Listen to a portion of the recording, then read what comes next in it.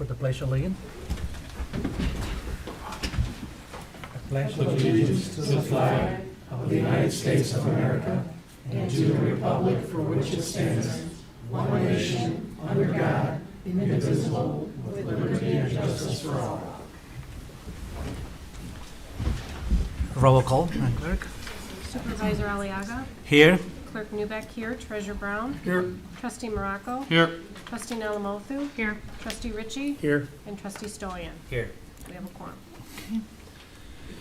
All right. We want to make a motion to approve the agenda, but before we're going to make a... So I'd like to amend the agenda to add to item M1, closed session, to discuss a confidential legal opinion pursuant to the Michigan Open Meetings Act, MCL 15.268H and MCL 15.4231G. Support. Okay. All those in favor? Aye. Any opposed? Motion carried. All right. Board public announcements. Board members or individuals like to address something? I'd like to make an announcement. For the residents, this Thursday night at 6:30, the Planning Commission meeting is going to be an open forum conversation about open space in the township and how we can achieve more open space, come up with a plan. There'll be a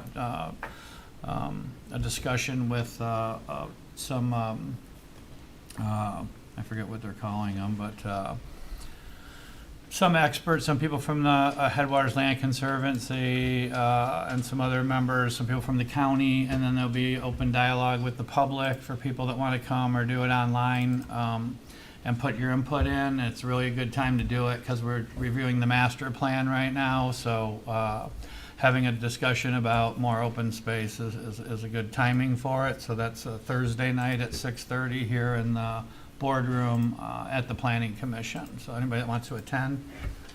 Didn't we get an email that was at 6 o'clock? 6 o'clock. Just to let you the know, meetings earlier. I got an Okay. email this last week saying it was going to be at 6 o'clock. Okay, so- 6 p.m. Thursday night. Thank you. Any other board comments? I just want to share something. I got a nice email from Trustee Nalamatu for something that maybe we would like to think about the upcoming event. It's about maybe we would like to invite a local priest or a pastor to come and maybe he can or she or he can come up to the board and pray with us before we start the meeting. And I think that will be probably an idea. They are going to be talking with Terry and other members here. I think maybe it's a good idea. So it was very, I think it's very nice of you, Terry. So we're going to look into I think it used to be done, so it's just something to consider bringing back. And Sure, I see why not, but it's something I'm gonna bring that up later around, maybe in the next couple of meetings. Any other public comment? Any individual?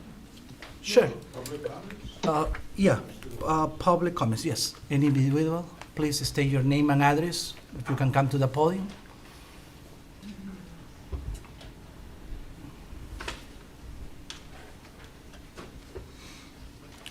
Any items that no appear in the agenda?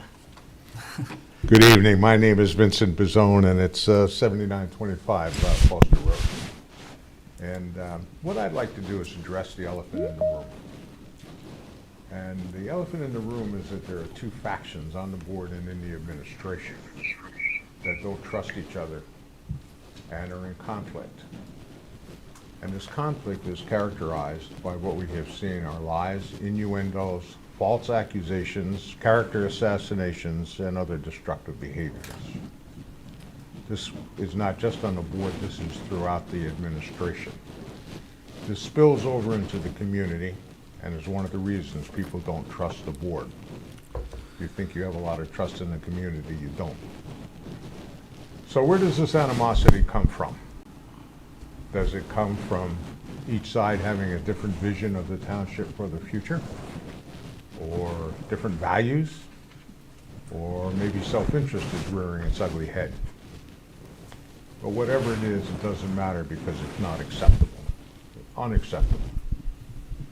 You cannot have a dysfunctional board running this township We citizens deserve and we demand township governments that's effective, not two factions trying to outmaneuver or outmanipulate each other. We're paying good money for you to run this township in the best interest of the taxpayers and the township as a whole. Jose laid out his agenda clearly during the election, and people voted for him overwhelmingly. Open disagreement is one thing. Insidious sabotage is quite another, and it's unacceptable. Like it or not, Jose is the leader, and as the leader, he gets to set the agenda. Growth and development appear to be the major source of conflict. One faction wants growth, and the other wants a bedroom community. Distrust grows when township officials get too close to developers, given the huge sums of money involved in residential housing communities. Now, if you don't support this agenda, you cannot react by undermining Jose. That's unacceptable. You can't do that. If you did this in a company, you'd be on the sidewalk with your mementos in a cardboard box. So what makes you think this behavior is acceptable in this organization? It's not. As a board member, you have no right to undermine the leader and the agenda of the people. The agenda Jose represents is the one the voters want. And what arrogance to think you can thwart the will of the people by undermining it. That's totally unacceptable. It seems to me that if you can't work together for the best interest of the township and its citizens, then you don't belong on the board. And if you have any integrity at all, you'll not decide to either get on board with this agenda or leave. Fix this, please. That's all I have to say for the moment. Thank you. Sure. Any other comments?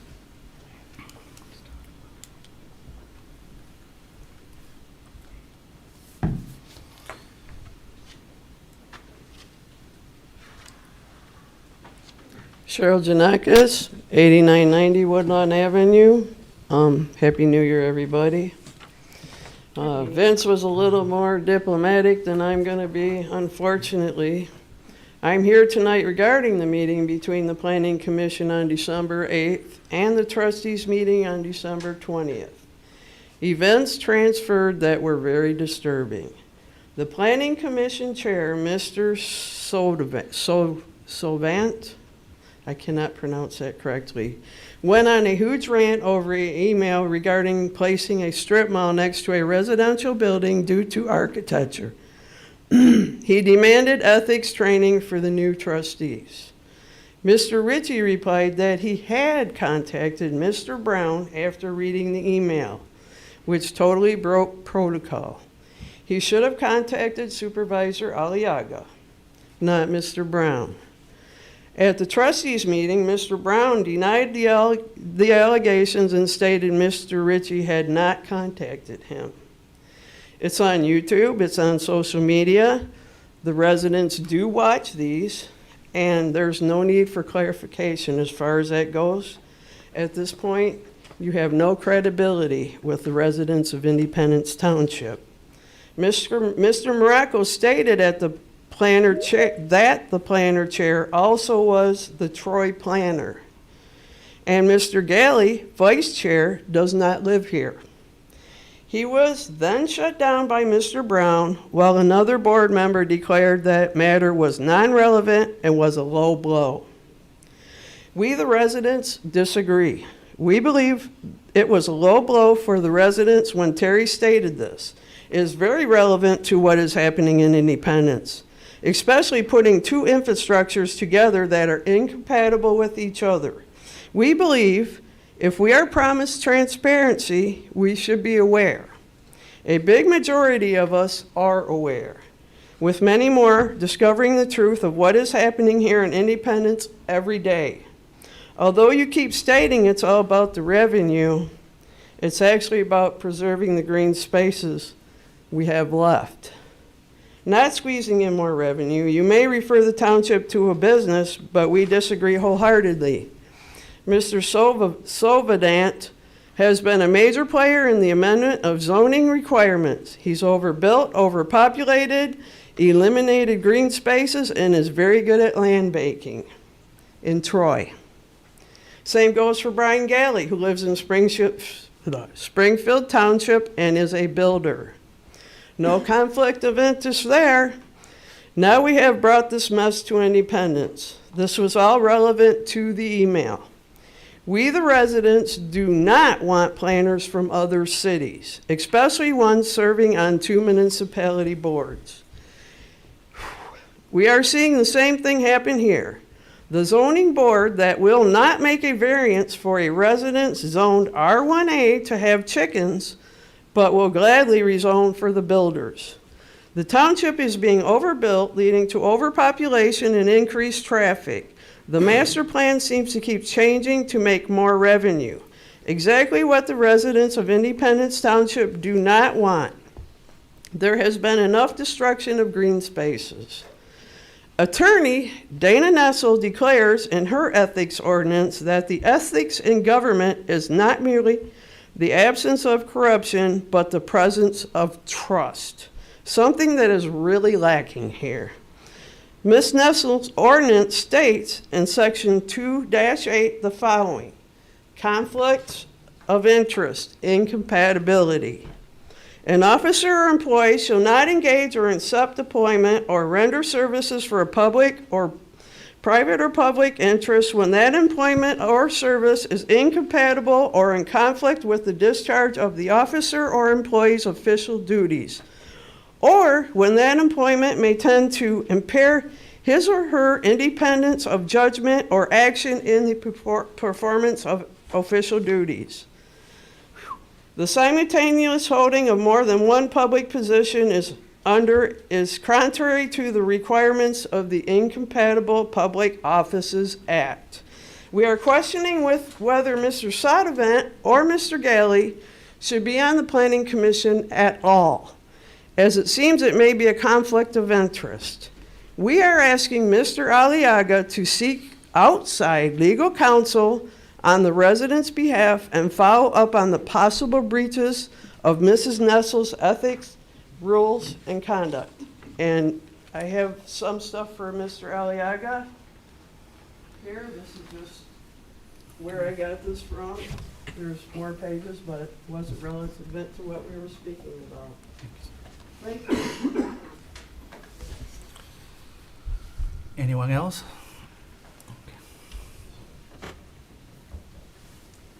Linda Bazone, 7925 Foster Road, Independence Township. I too would like to address a Planning Commission meeting on December 8th, 2022. Brent Savant, again, I don't know if I'm pronouncing that correct, is the chair of the Planning Commission, and he accused Sam Morocco of unethical behavior based on an email Sam wrote to the planning board members. Corrupt and unethical were terms Mr. Savant used in referring to Sam many times. Mr. Savant's behavior is concerning. Mr. Savant did not follow protocol by not consulting a township attorney prior to the meeting to determine whether Sam's email was unethical or inappropriate. He also failed to read the letter into the minutes, thus shielding it from public view. So much for transparency. He potentially opened the township to lawsuits by stating to the applicant that the letter was unethical. He greatly overstepped the bounds of his authority by, number one, making a motion to request a legal opinion on whether the email Mr. Morocco wrote was inappropriate or unethical. What was also disturbing that board member Ron Ritchie seconded the motion and did nothing to stop the train wreck. A second motion was made demanding ethics training of the board immediately. How insulting. This was also seconded by Mr. Ritchie. Maybe Mr. Savant should recommend ethics training for the Planning Commission, as they do not know when they are stepping outside their realm. Mr. Savant himself has set precedents in allowing other township board members to make recommendations to the Planning Commission meeting. For example, I did go back and, boy, I have too much time on my hands, and I saw many meetings. On November 10th, 2022, Supervisor Fisher was there to comment on PC file 2022-09. September 8th, there was no comment on that one. August 11th, Mr. Fisher commented on file PC 2022-08 again. And then on July 28th, Mr. Fisher was there to comment on PC File 2022-08. Again, on June 16th, actually it was Supervisor Fisher at that time, introduced and summarized the zoning ordinance text amendment, and he asked the commission to set this item for public hearing. I think that's influencing. Commissioner Ritchie moved to set the date for public hearing for PC File 2208. So it seems like there's precedence there, but it wasn't the person that he wanted. So he was very, it was unbelievable. It was clear that his comments were personal in nature, as you could hear the contempt in his voice for Trustee Morocco, and of course, Mr. Aliaga was caught in the net. The dishonest behavior exhibited by Mr. Savant shows an immense lack of judgment. We do not need leaders in our township administration who blatantly try to slander the character of a sitting board member, whether they were elected or appointed. And by association, Mr. Aliaga, because he was CC'd on that email. According to Sam Morocco's statement at the last board meeting, the email referred to architectural details. Dishonest and inappropriate behavior from a township official cannot stand. Therefore, respectfully, I request that the board remove Mr. Savant from his position immediately. And I'm also requesting that Sam Morocco's email be made part of this record and available for the residents to see. Thank you. Any other comments? The public? TV land? Okay. Let's move to public hearing, right? Public hearing. Okay. Call for public hearing to order. Open at 6:16 p.m. Derek? Oh.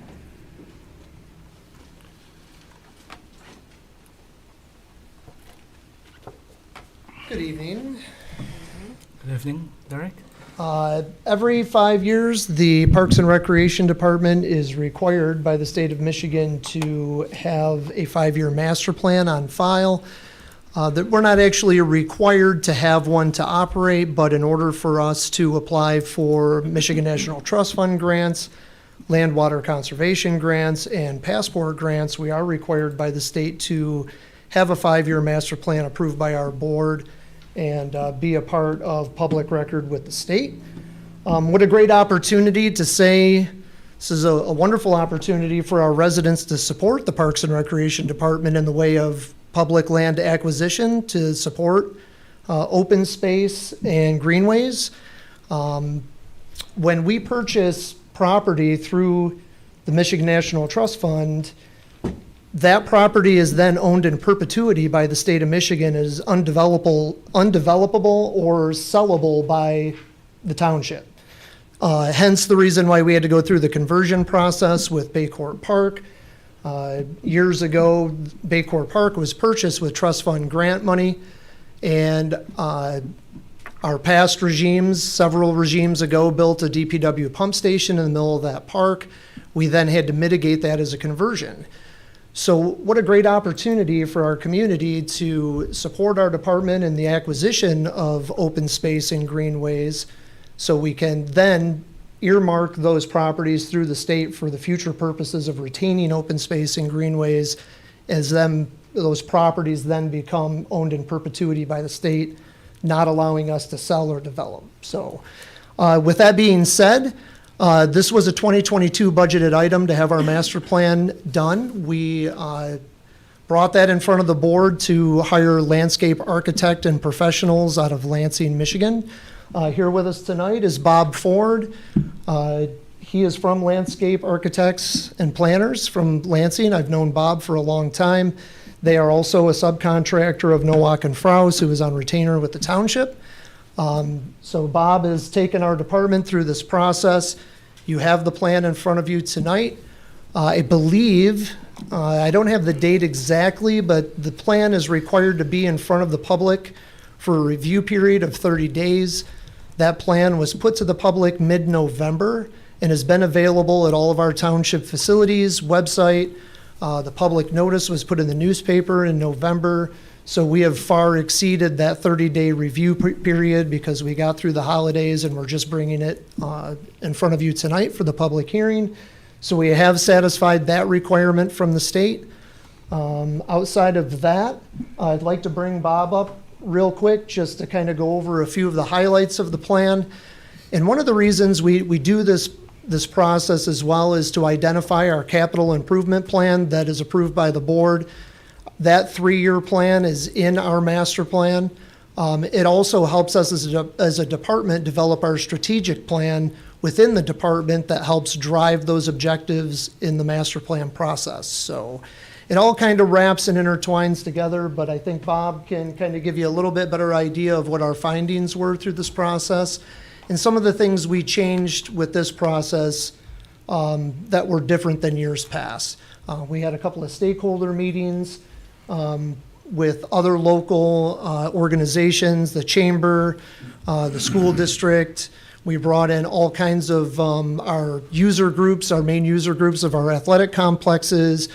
We brought in the Clinton River watershed representatives. So we brought in a wide variety of stakeholders to come in and comment on what they thought our future needs as a community would be. So Bob, thank you very much for being with us tonight. Thank you, Derek. I appreciate that. Nice to be here this evening. Nice to meet everybody. We're really pleased that we were selected through a competitive bid process in order to bring this plan to you. It was really wonderful working with the community, working with staff, and working with the Parks and Recreation Commission, which Derek basically has reassembled in order to help us through this planning process. Also want to acknowledge that you are a CARPA accredited community. That is the Commission for Accreditation of Parks and Recreation Agencies. That's a very rigorous process that you need to go through to qualify for that. There are only three communities within the state of Michigan that hold that accreditation, and you are one of them. Others are similar to like Oakland County and other Parks and Recreation departments of significant status. So congratulations on maintaining that status. It was nice to work with everybody on that. I would like to point out that the process, as Derek alluded to, also included an online opinion survey, and that was promoted through your website. It was promoted through the library, through the township facilities. We had yard signs that were posted throughout the community, and those signs moved around so people could see and take part in that online survey. And it was helpful to get people involved. We had the 2 public meetings, which were significant in helping to direct our capital improvement plan and hearing some of the unique ideas that they had come up with. Tonight will be a public hearing that we'll be able to hear any additional comments. Derek mentioned the stakeholder interviews that we had with the various organizations, which were also helpful. And of course, we were able to meet that review period, which he highlighted. One of the most significant things here that we heard in this planning process is that something that was not acknowledged before and is relatively new for this community would be to propose a recreation community center. It would be a significant investment in the future for this community, but it would do a lot of things that haven't been available in the community and really force residents to outsource to other communities in order to partake in indoor recreation facilities. So that's something that is probably worth acknowledging and taking on a study in order to figure out exactly what the nature of that would be, location, those types of things before going further with that endeavor. The other is the completion of a playground at Brady Lodge, which is underway, and also renovation of Bay Court. That was a significant factor. Land acquisition, particularly in the northwest portion of the township, was cited as being underserved.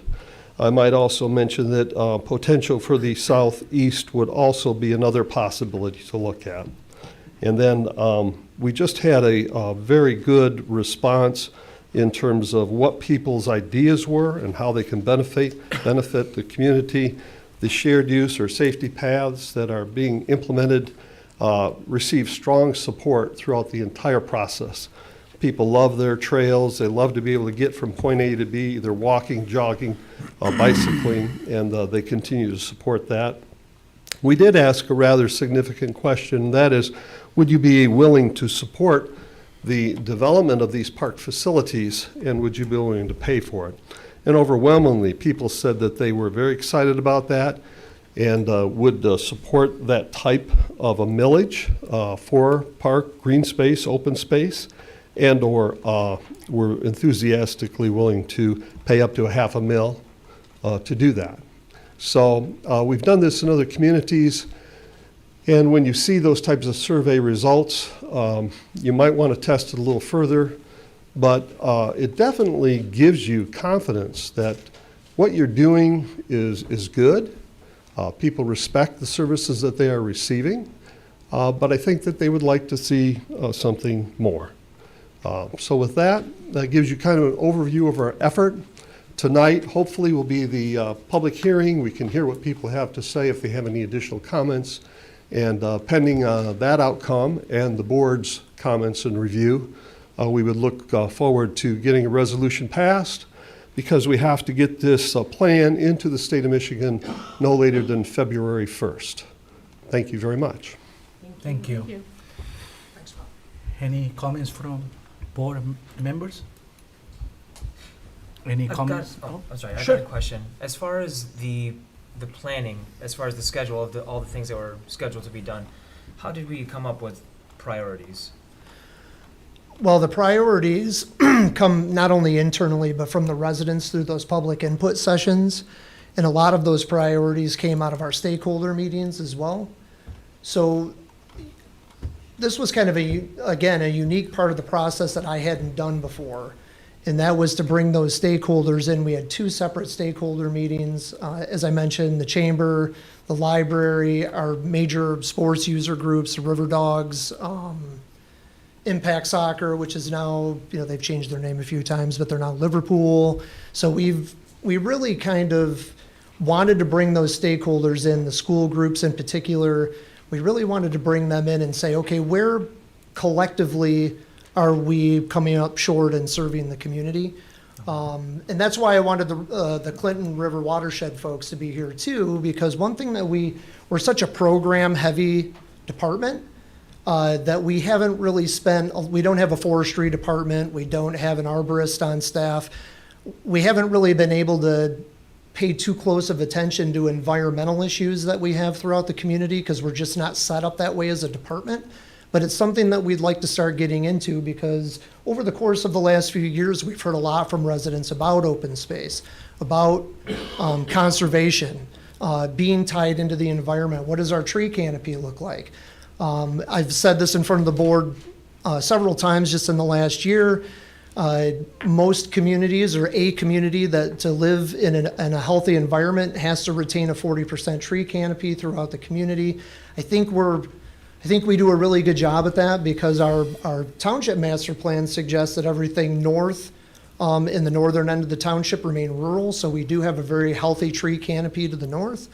But those are kinds of things that we have not been able to get invested in, because we are very program heavy. So I don't know if that answered your question, or Somewhat. A little deeper as far as specifics.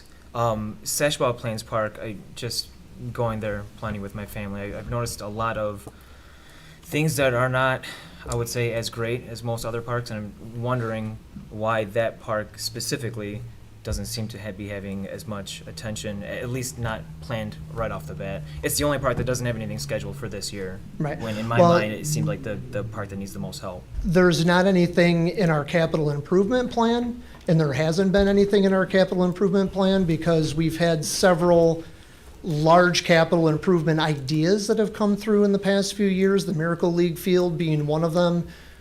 I wrote the application for the Miracle League field. We were going to have it at Sashbaugh Plains, and through talking to the user groups, they wanted it at a park that had more amenities. So right, like Orion. so we took it, we combined it with Orion Township and took it to their park. Just last year, I brought our local soccer group in, and we were considering building an indoor soccer complex there through a third party. So I didn't want to spend a bunch of money in that park from a major capital improvement side to tear it out of the ground later. And the DNR doesn't really appreciate when you spend grant money on things and then tear it down a couple years later. So we've had these big ideas come through, not making excuses, but we've had labor shortage issues. We have the pandemic that came through. I can assure you that this spring, we already have budgeted mulch for the playground. We have new grills coming in. The bathrooms are getting a facelift. We've already trimmed all the trees in the park. We've cleared the fence row. The brush pile is going away. So we're starting to catch up, but we didn't want to focus our capital improvement dollars on that park just yet because there may be a whole new master plan for that facility that we'd just be throwing good money after bad. So, Yeah, not really asking about major capital, just like minor improvements. Yeah. Seem to be everywhere. Like you mentioned, the grills and Yeah. other things that need improvement. So I'm glad to hear that it is getting some attention because again, it seemed like it's been on the back burner almost. Yeah, and it is, well, the reason for that back burner is we've had several big capital ideas that have come through. We've done presentations to the board about these indoor complexes that we had considered. Okay. The Miracle League field was, 3 years ago now? That was heavy on our minds at the time because our therapeutic recreation programs participate in that park. And it was heartbreaking to see those participants try to maneuver around those baseball fields. So it's kind of been on standby because we just didn't want to spend a bunch of money on something and a few years later Not rip be it all sure of out of it, the yeah. ground. It just didn't make sense. So. Yeah, I want to add something. Derek, I have been working with Derek almost every week, 2 or 3 days. We meeting in the mornings. We talk with MTA, with some of the lobbyists. You talked with them, I remember. We have a meeting with them on the phone that they're going to help us to find some grants. We look into, and I work with Paul, to get that thing, hopefully somebody, a contractor, to help us to a grant writer, to write those grants. I working with Derek, and also Sam is volunteering to help Baycor, Brady Lodge. We are working on it. This week we start working on Sashaba Plains. It's a couple ideas. He already ordered the new grills because I have to admit the park was in bad condition. I mean, people that came to the board before addressed that, and I agree. And as you know, I was knocking on doors in the neighborhood, and people didn't like how the park looks like currently. Yeah. But it's gonna change. We're working on it. I'm working with Derek almost every day. We have someone interesting too. It's some ideas, and we're looking into see if the private sector maybe, but we don't know yet. It's just an idea right now. But we are allocating some money. We're gonna look for some grants through MTA and other sources to get some money. We are working on it though. Okay. Yeah, but it's a good I question. do want to say Yeah, that in yeah. general, the Parks Township, the Parks and Rec and Seniors Department everything runs fantastic. I love a lot about Appreciate it. that. Just this park specifically wanted to ask about. Well, and I will say, it'll be 7 years that I've been here in May. And when I first got here, all of our parks looked like Sashaba Plains. And we made it a priority to start working on our signature parks first. Those are the parks that serve the largest population of our community and our visitors outside of the community. And then they're also our revenue generating centers as well. So Sashaba Plains is more of a passive park. There's not a lot of revenue generating options there. But I can assure you, it wasn't something that we just forgot about or that we just didn't do. The pandemic has been very hard in my park division to find help. We normally operate with 20 to 30 people in my park division with 4 full-time staff. We've had 3 full-time staff people for the last 2 years, and we've been relegated down to about 6 part-time employees. So it's been very challenging coming out of the pandemic for us and from a labor perspective. Our camp positions, lifeguards, kids want those jobs because it looks good on a resume, or if they're going into the education field, our camp programs are a great opportunity for them to build their resume and work with kids. It's just nobody wants to do manual labor right now at $15 an hour. So it's been a challenge. It's been real tough for us to find quality work, or quality workers at that price range. It's been real tough. Yeah. And So- one other thing is, the people that live across of the park, they're aware the park is there and, the conditions. But I talk to people on Sash about Pelton, Cecilia Ann, on the other side, because we don't have a good signage there. There's a reason sometimes people don't know we have a park there Right. too. And that's why the most people go to Clintonwood. Mm-hmm. But we are working and got a nice sign. We're gonna get all that together. But we are waiting for the logo. So Yeah. hopefully in the next meeting or in the next couple of I've meetings, already we're gonna gotten bring. estimates on Yeah. the actual signage. We're gonna put a lighted sign there like we have at the other two parks. But again, we have one logo at Baycourt, one logo at Clintonwood. And again, throwing money around that we're just gonna have to spend more money to fix later on. I didn't want to install a brand-new $4,000 sign there that I was gonna have to change when we get a new branded logo for the township. Right. It just doesn't make sense to follow Yeah. through on those sorts of things. But we did, a couple years ago, thanks to the road millage, we put all new millings in the park. That was 2 summers ago. The county came in and leveled it all for us and packed it down, so the parking lot's in great shape. It's just the interior amenities, yes, they do need some help, and spring is gonna be gangbusters over there for sure. Okay. So, Good to hear. Thank you. yep. Good questions and very good. Any other questions? Anyone from the public? Anyone from TV Land? No? Okay, I guess we're closing the public hearing at 6:36. Okay. Moving along, we have presentations and reports. Derek?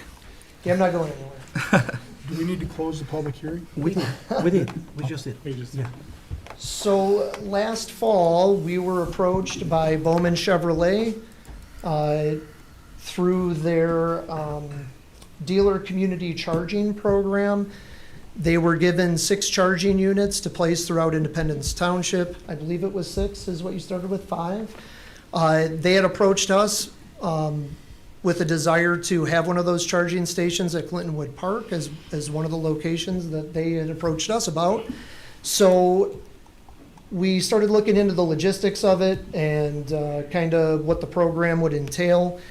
And if you guys could come up and kind of explain a little bit about the program, I'd like to introduce Gina, and I know I'm probably going to kill this, but it's Garabaglia. Yes. Nailed it. So, and Joe Jackson, they're both from Bowman Chevrolet. They're going to give us a little bit of an idea about what the community charging program is all about. Just to give them a little background here, this is what the charging station, oh wow, look at that, it turned out very small. I can enlarge that. But this is what the charging station would look like, and I'll let them kind of go over the details of the program and where the location of the charging station would be. So. Hi, thank you for having us here and giving us the opportunity. As Derek mentioned, this is a GM national program. We were signed up as a pilot dealer, so there are not very many of these out in the country yet.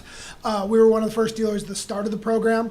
At this point, they are starting to roll it out nationally, but GM is partnering with the dealers to basically purchase 5 chargers and allow the dealer to offer them to the community. So the cost for that charging unit and all the signage and things that you see there, as well as, and it's all laid out in the paperwork that I believe they have, as well as some of the networking costs, because in general with these chargers, to get network grade chargers, commercial grade chargers, you have to partner with one of the national charging networks that kind of lists your chargers so that people can help find it. Then they also handle things like charging money for charging, and things like that.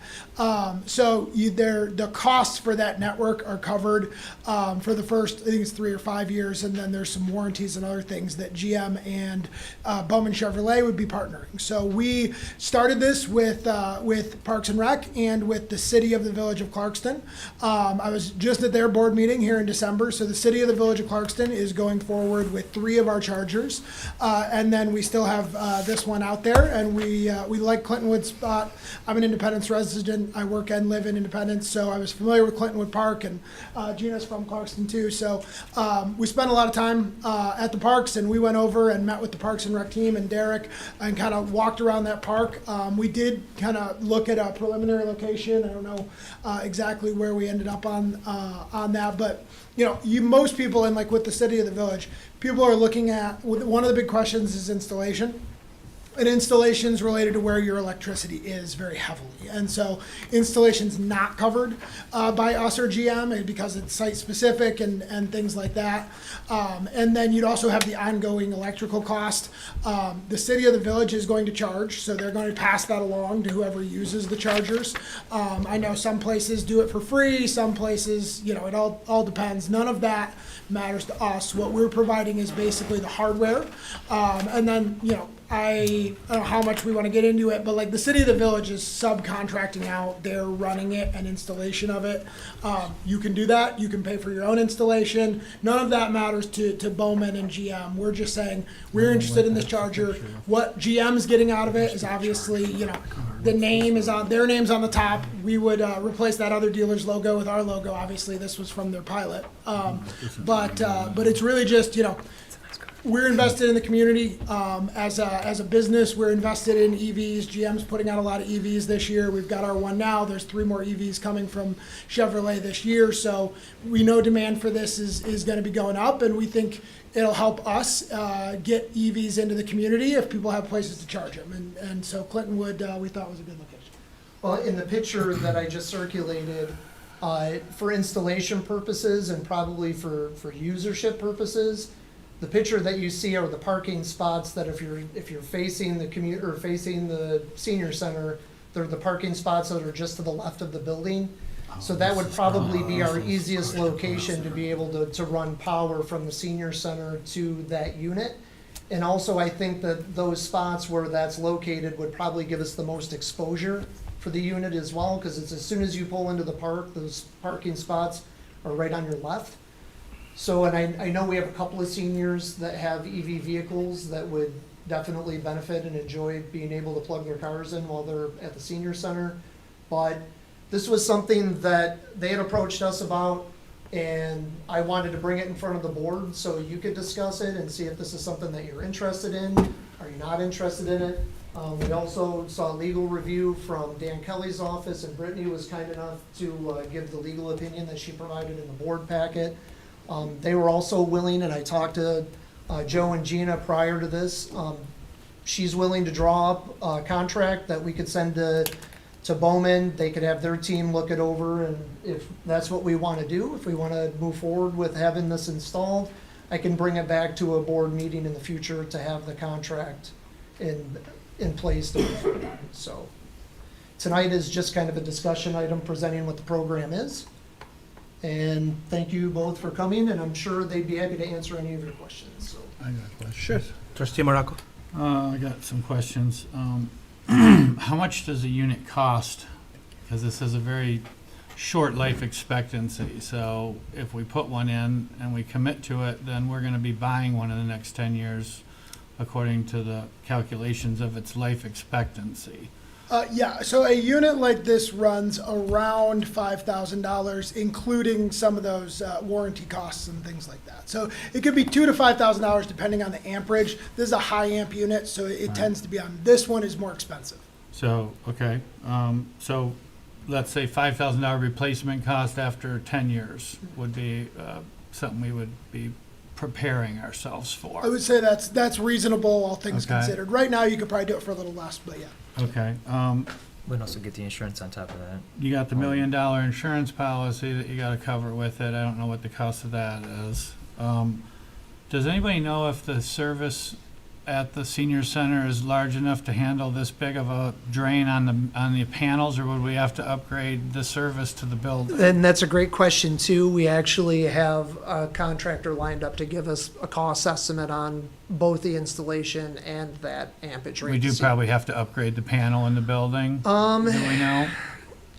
I'm not super familiar with the panel that's over there, but I'm guessing that that's probably In the work, In the what might works, be something we need, because that's Yeah. something we want to look at, upgrading the service to the senior center too. Well, and that was we had thought about other locations too, but we just don't have the electric capabilities to come off from the carriage house or off the park office.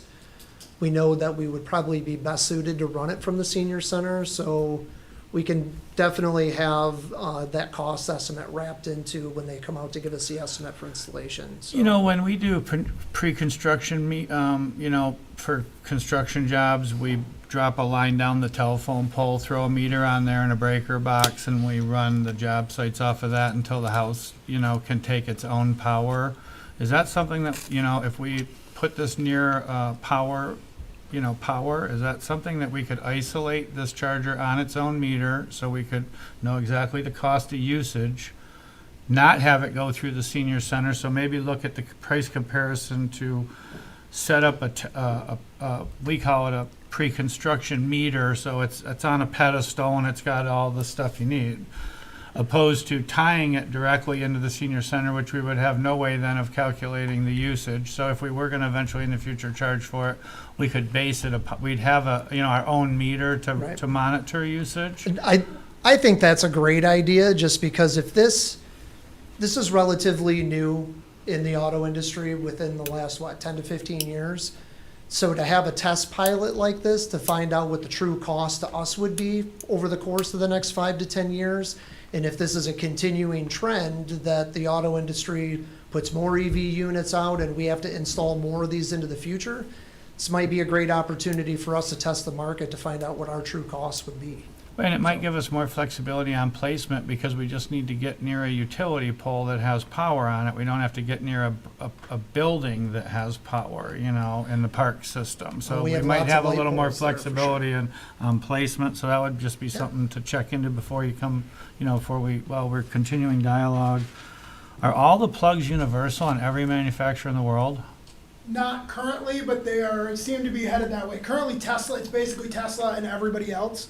Tesla also has an adapter for people who want to plug a Tesla in like this. So you can, if you have a Tesla, you can buy an adapter to plug into the charging that basically everybody else use. Right. And there's some thought that Tesla may shift towards. So the one- because you're GM, we're going with the everyone else plan. Right Yes, now is what you're. we have ones like this with the same charging in our dealership lot, and we come into Fords and Kias plugged in every now and then too. Okay, they so that, work all right, across. so right now Tesla might be out, but they have an adapter possibly that would make them compatible with us.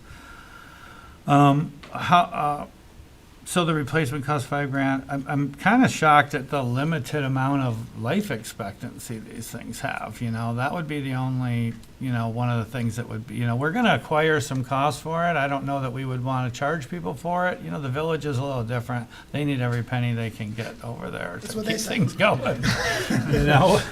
Probably not gonna be insurance costs, because they're just saying you have to have a policy, but we already have a liability have one policy. through It would just be liability. covered under our. Okay, so existing that would be policy. blanketed in. So I guess the biggest thing for me would be when you come, if we're gonna get into this, is the power thing, knowing what it's gonna cost. Those types of things we talked about with going right to a pole and things like that to see what we're really paying for this. I couldn't agree more. I just think it's a great opportunity for us. Like I said, if our economy and the way the automaking industry is going and more towards these electric vehicles, lithium batteries, all these, if that's the way the industry is headed, what a great opportunity for us to be able to test the market and say, okay, this didn't work for us the first time, this really did work for us, so when we need to go and install more of these in our park system or here at Town Hall, we have a good test market piece to be able to say, this is what it's gonna cost, this is the usage rate. And I believe that you guys collect the data through this for the first 5 years too, correct? And I'm sure that those numbers would be something you'd be willing to share with us? Yep, you would have access to it too. So. And this would run through the parks budget? Yes, Okay. unless there's another department that wants to take it on, I'd be happy to, somebody else's budget, but. Well, I just want to know who's going to be, who it's under, just what department's going to be. It's going to be an amenity you offer, the parks offers, really. Yeah, and I'm probably, when we bring this back, if we choose to move forward, I'm probably gonna recommend that we charge per usage. It seems to be something that people that buy EV cars are accustomed to knowing that if they're gonna plug in somewhere away from home, that they're probably gonna be paying for the electricity, so. Is the plan right now that we would give it for free? the charge? No, Okay. this is open discussion. Oh, We okay. don't have a plan at this point. We're Okay. just trying to figure out if this is something we want to do. So my suggestion or my recommendation, when I bring this back in front of you to move forward with the contract, is that we probably charge per unit. Okay. So it seems to be the standard, so. And I also just want to clarify too, on that picture, it's the one pedestal for 2 spaces that you can plug in. You're in the middle of 2 spots where Correct. you'd put it. I've called, I talked to Sterling Heights earlier today that installed quite a few of these at their community center and around their new municipal buildings. And my question was, how many people are gonna park in front of these things that don't wanna plug in? Because parking's a premium, you know, at Clintonwood Park, it gets tight over there a lot. Right. And there's really no way to monitor it, or they usually tend to look the other way when they have big events, is the way their Parks and Recreation Director had kind of explained it to me. You're not gonna be able to prevent people from parking there, even with the meter there, whether it's an electric car or not, but. We can put signage up though, Yeah, right? We can, and I don't know if they are, instead of having blue lines for handicap and yellow lines for normal parking spots, do we paint green lines there for, Oh, that's you know, good. but see, this is why I get paid the big bucks, Yeah, right? that's a good one. I've seen it places with the green, and then there's a leaf or something. Hey, to it was look my at. idea. Oh, okay. Great idea. Don't take it away from me, right? Is it even beneficial to give people with EVs preferred parking, so to speak? I mean, like 1% of the public right now has an EV, and to give them a guaranteed spot seems. I don't think there's any way to monitor it or Yeah. police it, really, so to speak. I just, the reason we had chose the initial spots was, one, we thought our only choice for the best a power source would have been the center, and then 2, the exposure point of being right by the entrance drive. So people pull in, they're gonna see it right away and say, oh, well, these guys are going green. And that's another thing too, we've specified in our strategic plan to be more environmentally conscious as we move forward and be more, you know, conservative towards the environment. And if this might be one of the only green things we have outside of rain gardens at Baycore Park. So we're really trying to push that through our strategic plan as well, so. Ron? Just to play off what Sam was saying too, I guess one of my questions was, is it typically like 220 power or 440 or? These are 220s. So these are 220s up to 80 amps per charger. I guess what I read about and looked at these, since I'm in the auto industry, we've talked about it quite a bit, that this is more like a home charger style, where the ones that are out in the highways, the infrastructure, like at gas stations or whatever, then those are the higher amperage and quicker charging units. So I guess, to me, that's what I was thinking too, Sam, about it should be on a separate pole with a separate meter. That way we can, even if later on, if we start out with this, we could, we could upgrade to the larger, heavier, I guess more commercial. Yeah, the type DC chargers, fast so. charging, because we have one of those at the dealership too. Pros and cons to both. Obviously, DC fast charging is what you want if you're doing a road trip.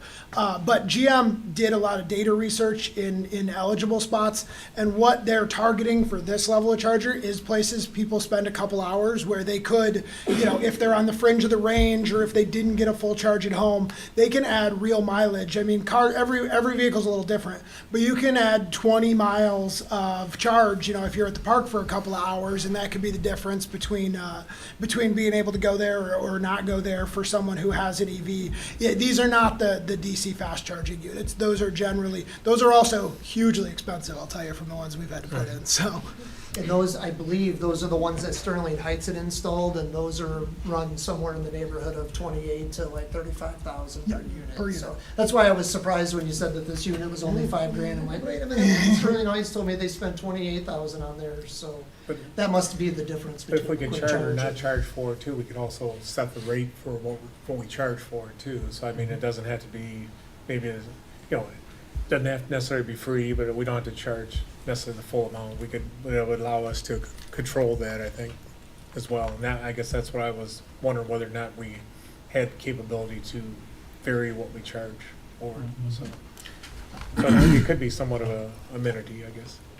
Karen, you have a question? Well, I think that My question kind of got answered through Ron, because I wondered if that could be adaptable to add more to it, but if you said it was the smaller charge, then no, I just wondered if we could eventually have 4 on the same unit, and it could extend farther if we chose to. Yeah, not really. In general, you have to add a second unit to, even if you wanted 4 today, you'd be adding a second unit. It's the only pre-work you could do is have bigger, if you're upgrading the panel, go even bigger because they eat a lot of power. But yeah, in general, 2 chargers is the most you're gonna get on any one unit. That's just the way they design these. Like we have, I think 8 of these at the dealership now we're up to, and they're pretty much all either single unit or dual, and none of them come as more than that. So. Kind of gets Trustee the Morocco? I just got one extension quick cord, point. hanging across the parking lot. So. Right. Derek, when you're doing so we have to put it in and install it ourselves and eat the cost of that. So will you have, make sure that there's, bollards in there that are gonna, to protect this unit?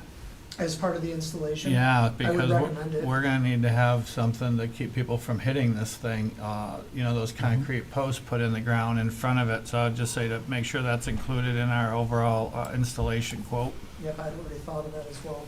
All right, that's all. Thank you. Okay. Well, thank you so much for Thank coming you. tonight. and Thanks for helping having us. us. Thank you. Thank you. Appreciate it. Okay.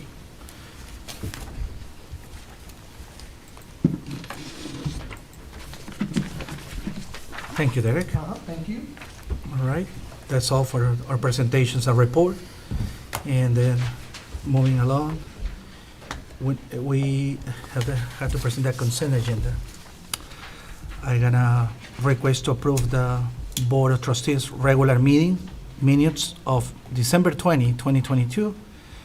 And second, request to approve the January 3rd, 2023 check round of $641,376.08 and ratify the December 23rd, 2022 payroll of $375,802.61.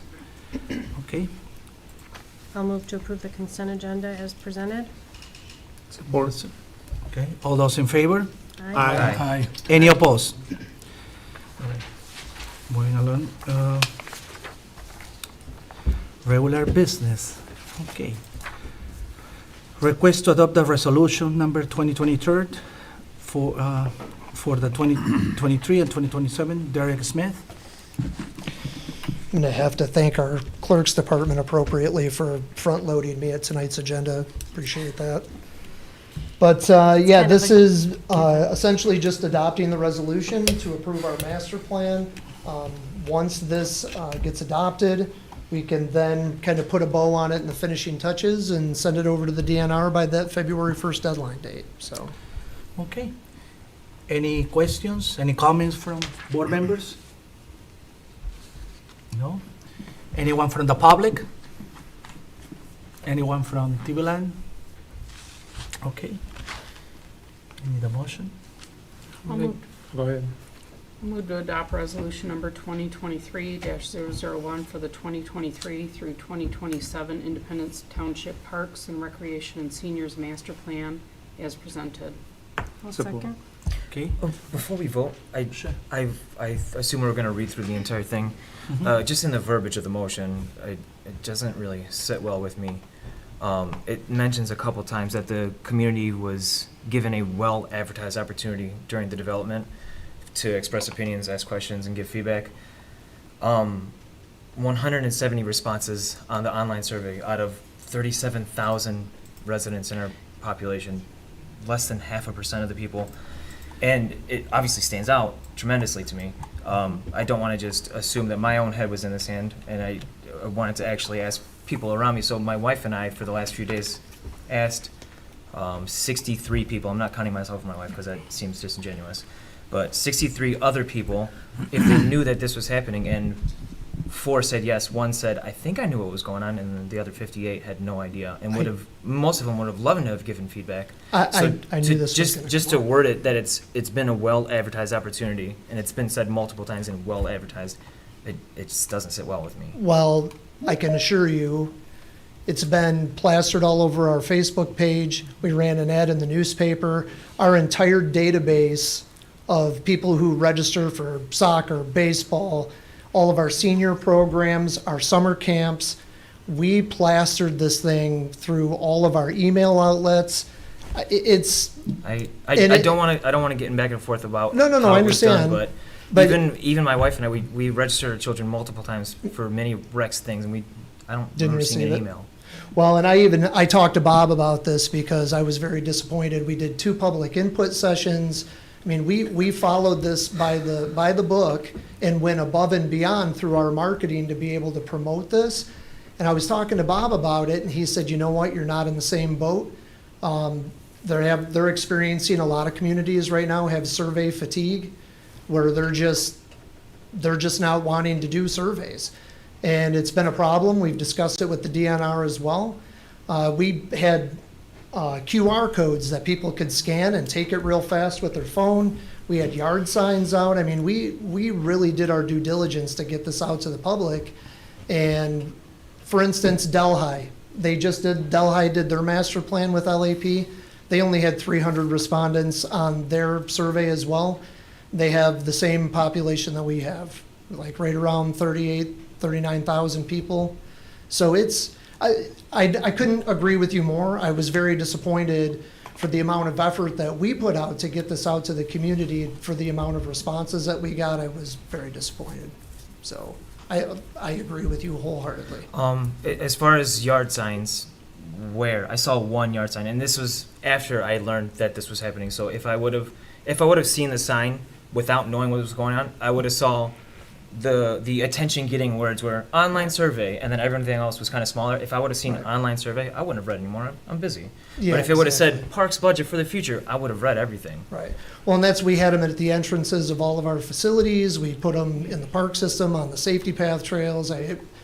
Like I said, we probably did more to try to get the survey into people's hands this time. This is probably the 6th or 7th master plan I've been a part of, and I was very disappointed knowing that we put the effort out there to get it into people's hands, and the responses we got, it was disappointing. Okay.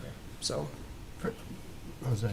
Can Trustee I ask you a Nalamato? question? Do you Yeah. get the Clarkston News? No. That's one avenue, and I think a lot of people who don't should, because all of this is Do a lot of put people, in there do a lot all of the people get the time. Clarkson I News? thought everybody got it. Everybody got it, yeah. Everybody gets it now, I thought. No, they get No. a part of the penny stretcher. They don't get the whole thing, I No, they're think. doing the whole township. They've been doing it since last summer. You're skipping my Every week. neighborhood. Yeah. I there's- guess I Yeah. didn't know that because I always subscribed anyway. Comes in the but, mail to our Yeah. house every week. and I will say too that Facebook is our number one source of advertising at this, today in 2023. Right. Facebook is our number one way to reach our participants of our programs, seniors, parents, whatever the case might be. We had it on a rotation on our Facebook page consistently over the course of the last 3 months. And like I said, I'm extremely disappointed because we need the input from the community to Right, give I us agree. direction on what we should be doing as a department. Is So- it common in the history of our master plans to ask for feedback and not really get much? Whoever. Jose, can you ask Brian to comment? Yes, Brian, I was please, gonna- can you I was comment gonna on go that? that route. Sure. He does the In master our plan. history, Okay. it's becoming increasingly difficult to get people to come. Our survey has, I think, 447 responses. And ours was posted online. We have a whole website dedicated to the master plan, our master plan. And So, a TV show. yeah, we did a little I saw the 10-minute TV spot. show. We're doing focus groups all around the community, just like Derek has done. But it's to get people here, it's almost impossible. Not even to get them here, but just to. I know, click online. but when we have a public hearing, similar to how Derek does it, when we go to adopt our plan, it's very difficult to get people to Yeah. come. Yeah. In fact, in 2018, the last update, we had nobody at the public hearing, which is unfortunate. It is, and we had 2 public input sessions that we passed out flyers at all of our events. We had cue cards at our front counter. We had them at the library, we had them at the senior center, little cards that people could just take with them to advertise our dates with the QR code for the survey. Yeah. And our input sessions were very well unattended. That's why honestly, that's why I did the stakeholder meetings this time around was, okay, if we can't get the input from the residents, then let's hear from our stakeholder groups and find out collectively as service providers how we can better serve the community. Yeah, we went to the Clarkson football game. That gave us about 50 more responses right there, and gave out the QR codes. So we tried to hit community events where people were around, and Taste of Clarkston. We tried everything we could to bump that number, and ours is a very lengthy survey. In fact, probably way more lengthy than Derek's. But it's a 10-minute survey, so we still have it up and running. It's still available for people to use and to actually fill out. So, and it's all web-based. So, and I collect the data and I have it all, which I'll show you, on GIS at some point. So, it's hard to do. Yeah. As far as getting people involved, I feel like a lot of it is dependent on them feeling excited or at home or taking ownership of it. One thing that, just an idea that popped in my mind, is that we have a marketing class or program at the high school, don't we? It might. Yes. I assume we do. It might be cool to get them, hey, a goal of 1,000 responses on this survey. See what you can do. We'll buy you 30 pizzas if you guys hit 1,000 responses. And then just let them take the reins and see if they can get a bunch of responses. It's a good idea. Well, you know what I would like to do? I would like to actually, Matt, if you don't mind, I would like to set up a meeting where you and I and maybe Derek, we can sit down and try to get some ideas. Okay. But I like the ideas, and we can work together. One of the things that Let's has do that. worked in previous lives for me in other communities, and we haven't done this since I've been here, it's expensive, but I've been a part of communities before where they do a true community survey for all their master plan processes, where you pay for hard copies to be sent to every address in the township. Those seem to be a little bit more, well received, I guess, but it can be expensive. Okay. So I know somebody in the public would like to address them. Can you come to the podium, please? State your name and address. Sorry. Hi, Tasha Shergan, 9393 Thornhill Drive.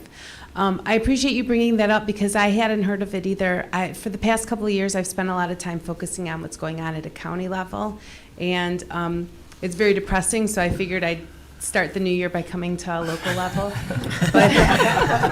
Welcome. But thank you. I get my tax statements via email. So I did look to see if there was an email sent out that I missed, because I do miss emails, but I didn't see one. So, to me, that I'm assuming a lot of people I get my hard copy of my tax bill also, but I always get an emailed copy. So, if the city's collecting emails, that's an easy way to just blast out a survey via email for all residents that you have on file. Yeah. Okay. Treasurer Brown? I know that in capturing those emails for tax purposes, I think it explicitly states that it won't be used for anything else. But I don't see why I can't allow people to opt into getting other information from those emails. Quite a few people just say, I don't want to get anything else, but there's no reason we can't ask. So I'll look at changing that request form so that there could be another source for us to call email addresses. And we made it a part of our registration process too, where when you registered online, we've really been driving online registration since I've been here. We've cut down on our office traffic probably by 60 to 70%, because we went all online with our camp registrations, all of our sports. Those are some of our bigger programs. And we put it on the registration software from RecPro that when you filled out a registration form, the very last thing that it says on that registration was, can you take 5 quick minutes to fill out the survey for our master plan? And people pay for a program and they just want to move on. So it was very frustrating, and I feel your frustration, because we really depend on that data from our residents. We want to provide what our residents want to see. Something that might help is just terming it master plan versus terming it the budget for the future of your parks. So people that might not know what a master That's- plan is Oh, know yeah, I exactly see what what it you're is. saying. Well, That may spark more interest. I don't know. it's worth a try. We'll find out in 5 years. I guess. I don't mean to drag this on. I Yeah. just No. wanted to Well, express. that's a great question. And I knew it was gonna come up. Bob and I talked about it before we got here tonight because we've been, well, he hasn't been, but I've been a little stressed out about it because I wanted more participation. And he told me, look, we write several of these every year and it's a trend.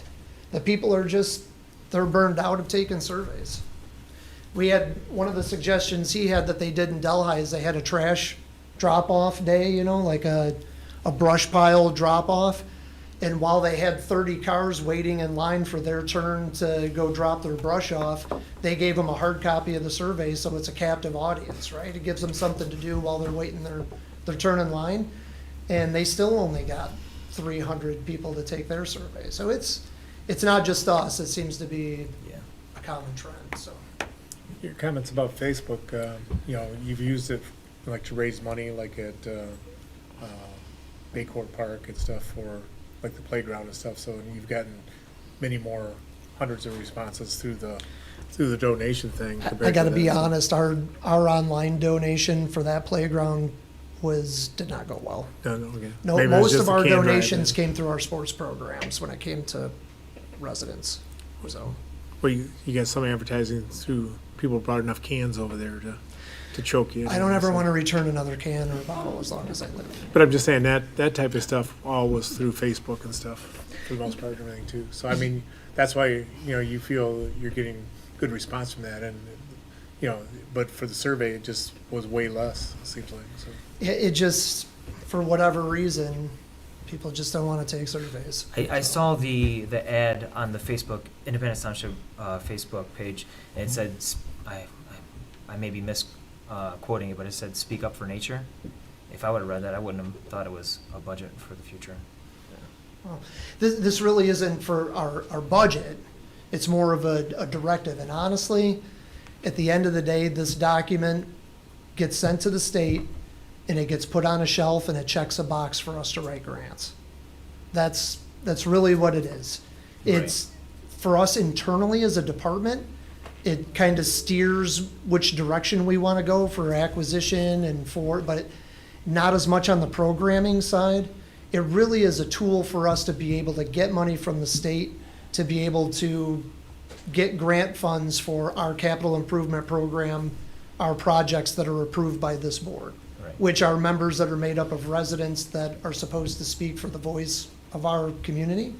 So really, that's what the document is. Yeah. It's not, you know, we don't open it every day and say, okay, what are we doing on Tuesday? Right, I know. You know, it is Friday. literally, the state gets it, they put a gold stamp on it, and they put it on a shelf, and it collects dust for 5 years until we have to write the next one. It's just a cog in the machine to get access to funds. Right. So, you guys approve what we spend the money on, and we even come before you, we have to have a public hearing for every grant that we write. So, if I wanted to go purchase 80 acres of property of $4.5 million, like we did a couple years ago for the Clarkson Road property, it has to be approved by this board and through the public hearing process first before I can just go rogue and go do it on my own. So, yeah, it's a process. Okay, thank you. Any other comment from board members? No? Public, from the public? Anyone from TV Land? Yes, Okay, please, can you state your name and address, please? certainly. My name is Charles Baxter. Okay. I live at 5233 Ridge Trail North. Mhm. And my comment is regards to, I'm getting a little bit of echo, so bear with me, is I'm going to turn this down, is relating to the way we communicate. If you notice, when you are dealing with a service provider, sometimes before you even get to talk to a consultant, they will ask you if you're willing to take a survey at the end of the presentation. They don't wait till the end. If I was reading a document, especially something from the municipality, I wouldn't probably read all the way to the end to make a decision on whether or not I'm going to read the line about whether or not I'm going to take a survey. but I think we communicate differently now. And maybe there is a way of putting more emphasis on the importance of the survey, the short period of time that it takes to complete the survey, and make that more prominent. And I don't mean just in this case. I think this case brings up a point that tells us that maybe we need to communicate better to get more people involved and find the best way to attract their attention so they will participate. Okay. I also think that we're in a society now that things move very quickly. And I think as a society, we collectively have attention deficit disorder. TikTok, online, people see something and they just swipe right, swipe right, swipe right, swipe right. And if it takes too much time, they're just not interested. It's tough. So, Okay, thank you well- for that comment, though. Thank you for the comment. It's very nice when our citizens participate online, that's very nice. Thank you for your comment. Well, motion has been made and it was seconded, so it's a roll call. Okay, Clerk Newbeck, yes. Treasurer Brown? Yes? Trustee Morocco? Yes. Trustee Nalamothu? Yes. Trustee Ritchie? Yes. Trustee Stoyan? No. Supervisor Aliaga? Yes. Motion carried, 6-1. Okay. Thank you for your work. Thank you very Eric. much.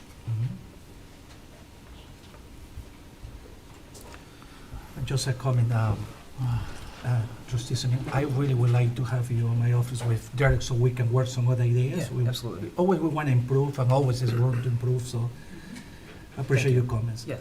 Okay? Thank you.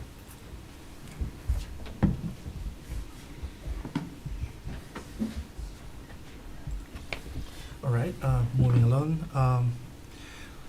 We're gonna, number 2, a request to approve the second reading and adoption amendment for Eagle Ridge.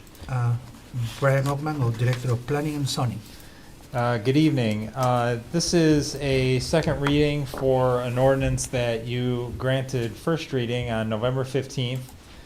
You also approved during that meeting an amended site plan approval and also amendments to the development agreement and permit conditions on the site. I just wanted to put this up on the screen to give the public and a little bit of history on this project. The Eagle Ridge and Morgan Lake really started back in 1994. It was a golf course, and then it's evolved to a plan that I will show right now. This plan here, and let me zoom out. This project was approved in 2014. So it was an amended project over 270 acres. And this project, in terms of open space, had 166 acres of open space. That's 67% of the land area on this property. So what you approved was an amendment to phase 2. This is phase 2 right here that's under construction. It's almost complete. And you approved an amendment because there was a landlocked parcel here that was owned by someone else, and the developer happened to actually get to purchase that. It's 4.9 acres. So they were asking to add that to the rest of the site. Now, this area was already planned to have homes on it. What they did was they added some homes from future phases to move them up here because they're locked in at a fixed number of units on the site. So, and it's 230 is the max that they're allowed on this entire property. So, just in terms of how a PRD ordinance works, or what the ordinance requires, is 20% open space. They have 163 acres. It's pretty significant. They also donated at the top left corner 46 acres to the Land Conservancy. So that's already been done as part of the 2014 approval. So if you're looking at acres in terms of density, R1A zoning, that's most of the zoning districts in the township, allow 4 units per acre. This is at 0.87 units per acre. So again, this this project's gone on for many, many years. The developer has purchased the rest of it, so in the future they'll be doing phase 3 and 4. They'll be back in front of you for site plan approvals in the future. But you know, this 4.7 acre parcel was always a real thorn in the side when this was being done, because the previous landowner was very difficult to work with. So at this point in time, we're asking that you approve the ordinance to include this 4.7 acre parcel. Okay. Any question from board members? Trustee Morocco. So, phase 2, you're saying has already been approved? Yes. 2019 it got approved. And this is an without the amendment. 4.75 acres? Without the 4.7. So it didn't look like this? No, it looked like here was the landlocked parcel right here. Okay. But phase 2 that was approved was just that little arc No. originally? Phase 2 was here, Okay, and this is was going to be a future phase. okay. So now phase 2 is what was approved plus how many more properties? I believe it is. It's like 20 or something? Yeah, it was in the 20s. So but- by adding the 4.5 acres, we add 20 more homes? No, but we also subtracted from future phases. What was the, So the net- the difference between the ARC approval and this land is what, 10 house difference, or what? Yeah, I'd say that. Okay. Yeah, And little less than that. so who was the developer, who's the developer right now? Clearview Homes. They're the developer or the builder or both? They're both. Okay, They own the and who was property. the developer when phase 1 was donated? Gus Zervos. Okay, so it wasn't Clearview. No, Clearview did not Clearview donate purchased everything from after the Gus. fact? Yes. Okay. And where are we at with this phase 1 road problem? That's where I'm, that keeps coming I'll back. have Ms. Ellis speak to this, Okay. because it's a legal issue. Yes. So unfortunately, phase 1, it's my understanding they have a new HOA in place. We've not heard from them. We've not heard from their legal counsel, so we've been unable to make progress with regard to those negotiations. We're still hoping that they come back to the table. We would love to hear from them. There's gonna be, phases 3 and 4 coming down the pipe for approval, so, we're hoping that they'll reach back out to us. So what happens if they don't? Because this is really an issue for me, because I've, as a builder, these people in phase 1, the fact that we can't reach them seems odd. I'm not going to approve things just because someone says they didn't respond. I don't think that's good government either. So there has to be a way to get them to respond, somehow. Because my concern is that we keep improving these developments. The people in phase 1 whose roads are completely busting up, these guys are going to put in phase 2, phase 3, phase 4. Phase 1 can end up being a dirt road by the time it's all over. The people that live there, I don't feel confident they understand that they don't have a voice because somebody that's the head of their homeowner association refuses to respond to an email. That's my sticking point. Like, did we send certified letters to every single homeowner in the neighborhood? Do we know that those? I've watched these township board meetings before I was on the board, and there were people coming to the meetings that were just like, hey, we're getting left out here to hang. We have no legal recourse. This was supposed to be under one ownership at one point in control. Now this developer left, another guy got it. Our roads are destroyed. We have no means of negotiating future road repairs. They're not damaging the roads. And then, to say that, well, no one will answer our phone call, I just don't feel like that's a good enough reason for the rest of the people who I know don't follow everything that's going on. I wouldn't be surprised if half the people that live in phase 1 don't even know we're talking about it tonight.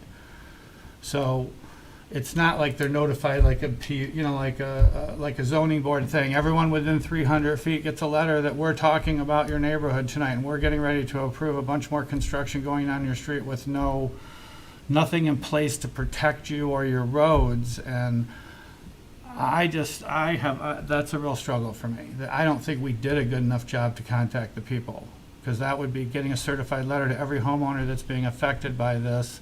And that gives them then nobody can say they didn't know, they didn't come to the table, they didn't push their homeowners association representative to get involved and their attorney.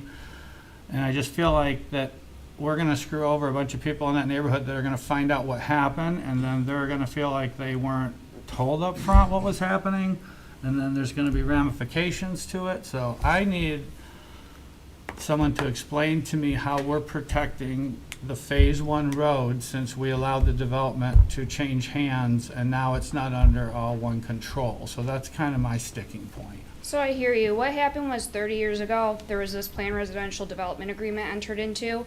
It did not require unified control, which is why we're in the situation we're in today, where we're bound by this 30-year-old contract, and we have two developers now. Well, Phase 1 has been overturned to the HOA, but we have two parties that we have no way to force them to come to the table. Everything's been voluntary up to this point. The township's been acting as a mediator in this matter. So the fact is, we can't force Phase 1 to come to the table. I've reached out to their attorney time and time again. I'm not getting anything back. Yeah, I know, I get that, and I just don't, I don't feel comfortable thinking that all the residents in Phase 1 are communicating with the attorney that we're having trouble reaching. That would be my concern, and I just, without us having some concrete evidence that they know we're doing it and giving them an opportunity to voice themselves, that's where I'm stuck at. That at a minimum, I think that every resident in Phase 1 should get a certified letter and should be notified that what we're proposing to do, so that they have an ability to be here to voice their opinion and their concerns outside whoever they think is representing them, who clearly isn't. You know. From a legal perspective, I do have to negotiate with their HOA. I can't negotiate with individual members who may not represent the entire HOA's and community's position. So we're in kind of a difficult spot. What I would say about what's before you tonight is this is a zoning ordinance amendment to codify in your zoning ordinance what you've already approved, which was the PRD amendment to add these 4 acres. The clerk is first. Newick?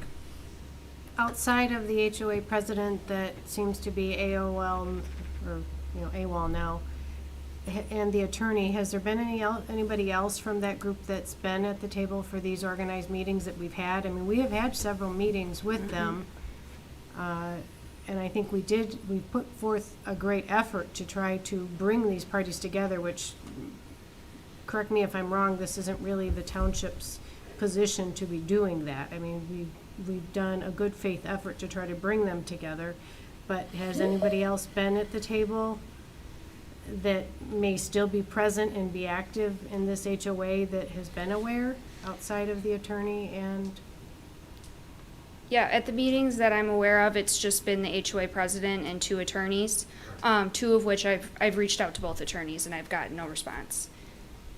oh, okay. Treasurer Brown? How many homes are on the 4.5 acres? Because it looks like there's just 3, maybe, or Yeah, there's just 3 additional homes on that part that we're adding, right? correct. It looks like a lot of that acreage pushes out towards the lake or the wetlands. Yeah, almost all of it's in the Right. water. All right. Brian, when was Phase 2 approved? 2019. Do we have anyone from Eagle Ridge here that would like to address maybe? I saw that Eric was online. Oh. Eric is, and I believe we have another person from Eagle Ridge here. We're- I'm from Clearview. From Clearview. Not a resident. I thought you were asking if it was a resident. Oh, okay. So we don't have any resident. Maybe see if anybody online wants Is- to comment? Yeah. Let me open for a public. Any public comments regarding this item? Please. State your name and address. Linda Bazone, 7925 Foster Road, Independence Township. Yeah, this is a little bit, it seemed to me like a little bit of a mess. I'm not a developer or anything, but I was looking at, my first concern was the 4.79 acres, and it does look on the map that you've estimated 24 homes on there? No, not on the 4.7 acres, no. The 4.7 is the sliver going north, vertical. Gotcha, okay. That's all it is. Gotcha, okay, all right, so I misread the map. I actually took a drive to that subdivision, and the homes are beautiful. It is really the beautiful homes. I do see the problems that the people who live there are dealing with the roads. It seems like there's only one entrance, and there's a lot of little cul-de-sacs on the right and the left, and there's a lot of silly roundabouts, but otherwise, it's a beautiful subdivision. But it looks like the people in that community would be better served by a park, like that green space. It's right on the lake. I could see families having a picnic there on the lake, maybe a playground or something. I know the developers would rather not, because I guess, how many homes did you say that was? 4? There's, in the 4.7, I think there's 3 or 4. Yeah, and that's, those houses average about 600,000, so, and one of the things that I did listen to the planning board meeting was, and, they requested that they move forward, but the thing that really caught me was that their biggest interest was a developer. We don't want the developer to lose any more money. And really, it's those residents. You're talking about 230 residents that are taxpayers, and at $600,000 for their home, they're paying a lot of revenue to this township. And I think that we should put those residents first. And I do agree that maybe a certified letter should be sent to every homeowner, because just like the survey, I think I'm pretty involved, and I had no idea about this. Now, the master plan survey I did do, but as far as the Parks and Recs, I didn't even see that. But again, I think that we owe it to our taxpayers to put them first and not the developer first. Thank you. Thank you. Can I just, Sure. I just wanted to let the community know that the amount of acreage of open space in this development, 163.5 acres, this is one of the largest plots of open space in a development in our township, if not the most. This is a significant amount of acreage. I mean, it's bigger than Clintonwood Park, so it's a very substantial piece of open space that they have trails through, and other community amenities in there. So, but that's, I understand our concern, but certainly, we review what the master plan says. And this met the master plan at the time in '94 and also in 2014. So here we are tonight to allow this 4.7 acre parcel into the development, which we've already approved. Okay. Trustee Morocco? Yeah, I agree. There's a lot of open space. I mean, that's not my concern right now, but, so let me ask you this. So we were gonna try to negotiate with the residents on the road thing. Clearview at the last meeting, seemed like they were acting in good faith to come up with an agreement. I know I'm tying this to this parcel, but at some point you gotta get to you can't just keep approving everything until I feel like I'm comfortable with it. So what is our mechanism if Clearview wants to step up and participate in the road maintenance, or what would have been negotiated? And is there an avenue that the township board can make it conditional of one of the approvals that's coming down the pipe?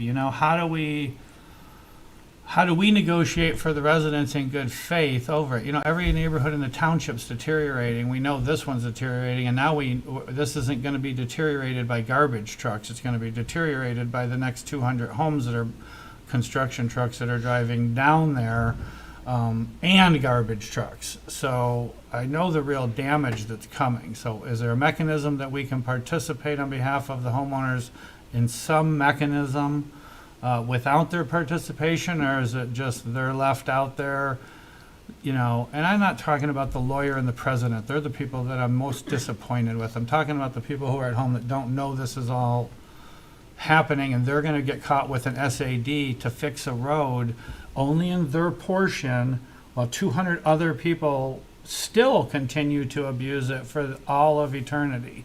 So that's what that's where I, you know, so is there anything that I said there that has a, you know, that can be done? Because it's gonna be really unfair now that this road's isolated and these people in phase one are gonna have to take out their own SAD for this, you know, and fix the roads at some point. I think it's a fair question. Would you like to say a few comments about that? It's from Clearview. Okay. Representative Kim. Can you please state your name? John Lesh with Clearview Homes. My understanding, we've brought multiple proposals to the table and explained reasonable financial ramifications of what would be required for the old phase, percentages of lots and stuff like that, and okay, we will consider it, and then nothing.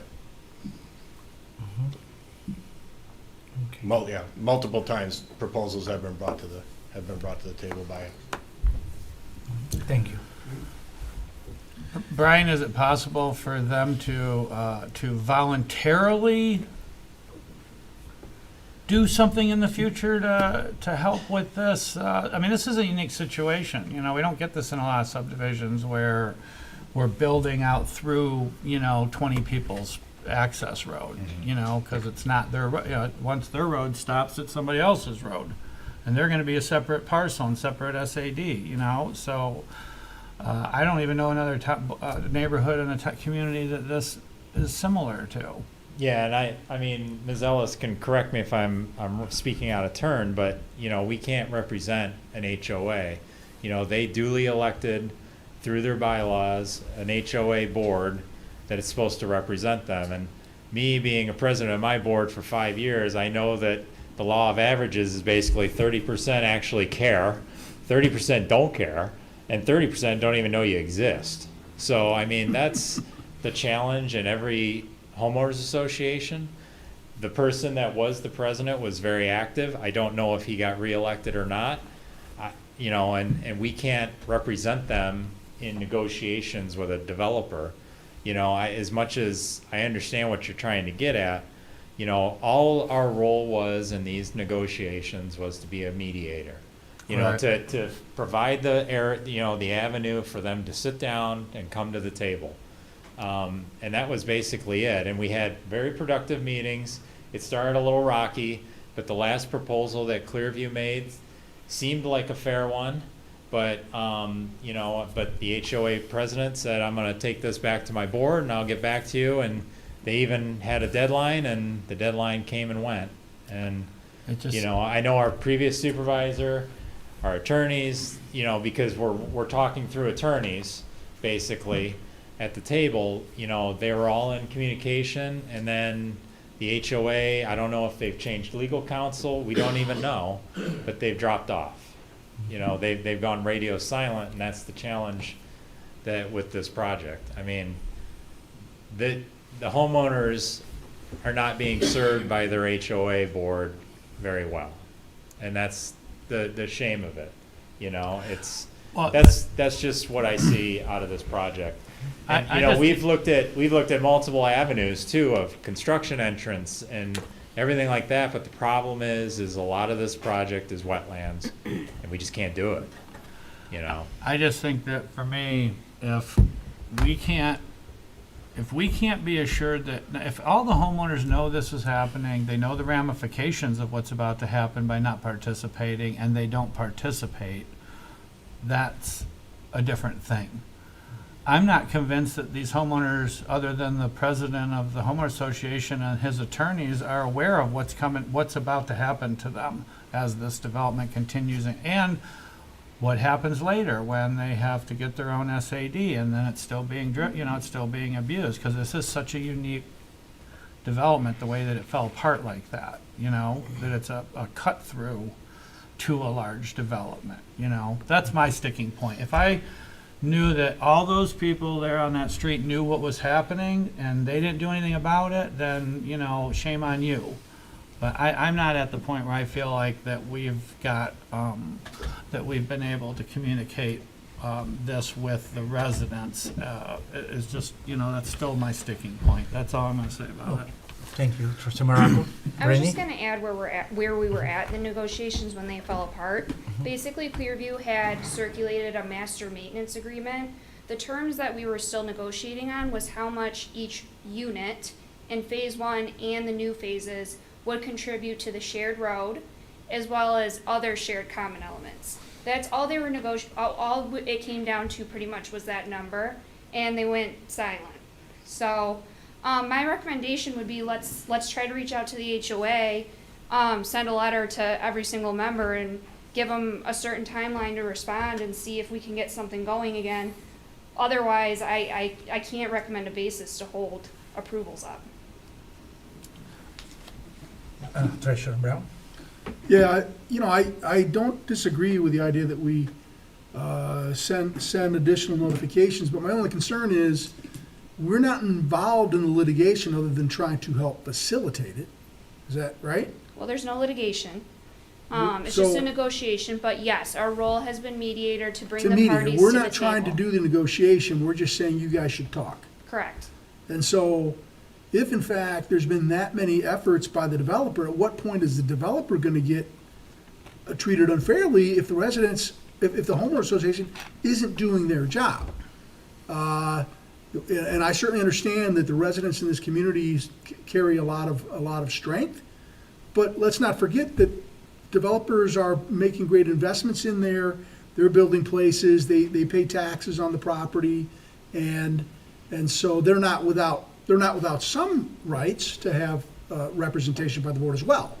The fact that they own property they're developing into a development doesn't mean they don't deserve to be heard. They're paying significant taxes for those properties. So I don't want to say we short the developer simply because he's not a resident. He's still a taxpayer, and so I hear that we need to watch out for the residents, but I don't like the idea of trying to take something and just saying, we're not giving you this because these people aren't responding to you. It seems unfair to me that we would hold that piece up simply because the other party's not responding. I would not want to do that. Their attorney, he CC'd us in every email. Clearview's attorney has made a lot of effort to reach out as well to the Phase 1 HOA.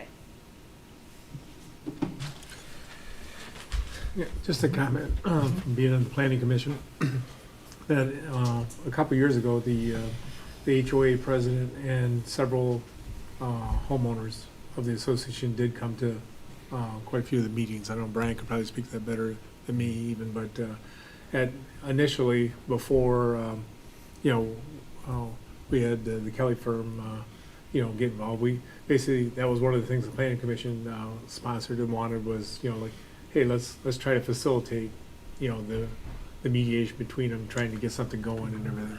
So but at the beginning of that, there was like say 4 to 6 homeowners plus the HOA president that did come to several of the meetings. So it wasn't like they weren't participating or nobody knew or anything. There was, in the beginning, there was more participation. They're just kind of doing them down to nothing. So. Yeah, I mean, we pretty much, at the planning commission level, they postponed the project a couple times just to get the parties together. So that's really when the negotiations started.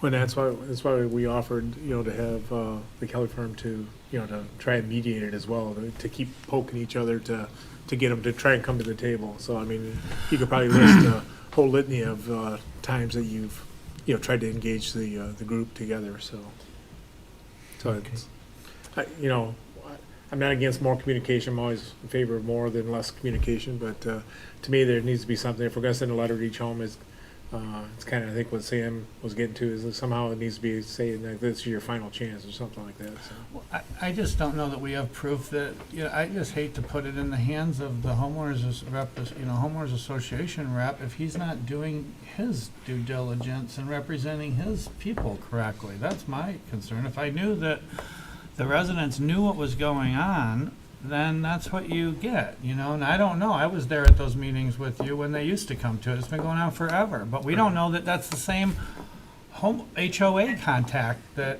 rounded up the people and came and spoke out. It could, you know, that was years ago. It could have been, now it could be a different HOA guy who just doesn't care, and he's not communicating it with the residents what's going on, you know? And I'm looking, you know, and I'm looking to the future on these road repairs. That's one of our biggest issues we're gonna be facing as a board, is how to fix these neighborhoods, and it's gonna come up that way. So Terry's got a. Yes, Christina Lamato. I have a question for Brittany. In terms of him saying you don't know if the residents are reaching, are you legally allowed to ask for what emails he sent out to the residents? Because I know there's ways to look if somebody ever read your email. To ask the HOA president, Mm-hmm. I can ask him, it doesn't mean he has to give me that information. But if he's just trying, He's not well, I responding. get it, but Yeah. it's another way to say, you know, we just want to prove that your residents know. Can we look that your emails were read? And I just think that answer your question and stop a whole thing of let's do certified letters and all that. But I think with as many years as this has been going on, like you said, we've done our due diligence. We are just the mediator. And as far as the roads go, we do have our road project through the township that when your sub is doing really bad, they apply for those funds. So down the road, there is an avenue for those people. Are these gonna be public roads? Private. They're private. They're private, so they won't Okay. be Money eligible. for them, so. The road improvement money's on for public roads, so. Okay. Well, that's, to me, that's, I guess that raises some other questions for me is, they're not public roads, so they're private roads. Is exactly how much work should the township do to try and be involved in getting people to talk to each other? I don't know the answer to that. It's a question for the board. Well, at what point does it put a responsibility on the township as well and makes us liable? I mean, is there a line that could be crossed So, with us becoming involved outside of what we've already done? I mean, sending a letter is not a costly thing, doesn't have to be certified. I mean, we could postpone for one meeting, but what are we, just gonna notice them of our meeting? And then, let's say we've got 12 residents that show up that are interested, concerned, we're really gonna have to turn them back and say, talk to your HOA. We don't have any control, you know? And really, we can't send them a letter to say, contact your HOA. Things could be going on that you're not aware. I think there's a line that we can't cross there. I could be wrong, but I tend to agree I with that. understand, you know, Sam wanting to, Well, you know, to reach out and be a voice for the people, which I don't disagree at all, but I just don't know where that line in the sand should be. I understand that as well. I mean, preferably, in a perfect world, they would come to the table. We don't have that right now. and it's kind of because this is a unique situation, so it's even worse that it's a private road. So we approved phase one with the intent that it was gonna be all under one control. That was what the intent was when phase one was approved, and those people bought their homes. Then that changed. That's not the fault of the people that live in phase one, that it changed. Now, as a township board, we're approving a couple hundred homes that have to access, go down their private road, which is not a normal practice for the township or a development in a township. It's a unique situation, but we have to be conscious of the fact that we are somewhat playing a part in putting all this development at the end of someone's private road. And you know, I think that we do have a responsibility to, at a minimum, whether it's certified or not, and they come, you know, to let them know that you know, that they're not being represented and they have a situation, you know, and that this is what's coming. And then if nothing happens, nothing happens, you know. I wish that we would have had this dialogue a month or year ago and got the people, you know, touched base with them. I just feel very disappointed that they're not being represented properly. But I also outweigh that with this is a unique situation, it's not something that's commonly done in our township, and that it is a private road, and we're putting all this development through these people's neighborhood, and did not know about that when they bought their houses. This is not something you should have checked into. This changed after they bought their homes. So that's where where I feel like for the people that they're gonna get the raw end of this deal because they're not being represented properly. I get that could be partially their fault, but I still feel that because this is a unique situation. How you was know? that back ever going to be developed? Was it thought that it would never be developed back there? No, it was thought that it was gonna be all under one control, is when we approved Morgan Lake as a development, it was all going to be under one control. So that wasn't contemplated 30 years ago when it was approved, which is why we're in this situation now. Right, it was originally when the people bought the homes in phase 1, phase 2, phase 3, phase 4 was all going to be by the same developer, and it was gonna just continue on as like Oakhurst or one subdivision. That changed the situation. The developer sold it, and now the new developer has to access it through these people's private street, to get there. So it is a little bit different than what we typically, on the planning commission, and any development that we would typically is different. This is different. So I would say that we're not approving use of the road tonight by phase 2. The site plan's already been approved. And the second thing I would just clarify is that every single agreement that the township enters into for PUD or PRD has a requirement of unified control, because that's a requirement of our zoning ordinance in the last 10 years. That wasn't a requirement previously. Therefore, this development wasn't subject to that zoning ordinance requirement, unfortunately, which is what allowed it to split. That's why the parties are being asked to come to the table voluntarily to address that issue. But again, we have nothing under the PRD documents entered into 30 years ago that give us the right to force Clearview or the homeowners association to enter into this agreement. So that's why we're in this situation. Trustee Nalamato. I don't know if it would be a question for you or you really, but is there a way to ask your fellow supervisors, anybody around, if they've experienced anything like this in their township? I can't see that this is the only thing in the history of this entire state that this has happened to, and maybe find out how they resolved it, what happened, but This happens. It happens in communities, but it's advantageous for both parties to come to the table and negotiate, because then in this situation, phase 1 would get a contribution to their road being fixed, and the phases 2 through 4 have an agreement in place that governs going forward how common elements are maintained and taken care of and who pays for what. Usually it's not this controversial, but it does happen where there's a split in unified control in other communities. That's why a lot of communities have adopted in their zoning ordinance, which Independence has, which has a unified control requirement. Okay. Any other questions? No?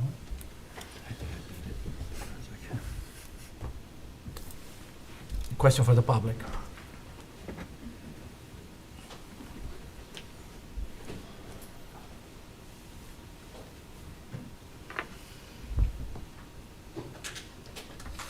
My name is Vincent Bizone, 9725 Foster Road. I'd like to propose that we put a pause on development. And the reason I say that is it seems to me, and correct me if I'm wrong, but every time a developer comes to this board, they get approved.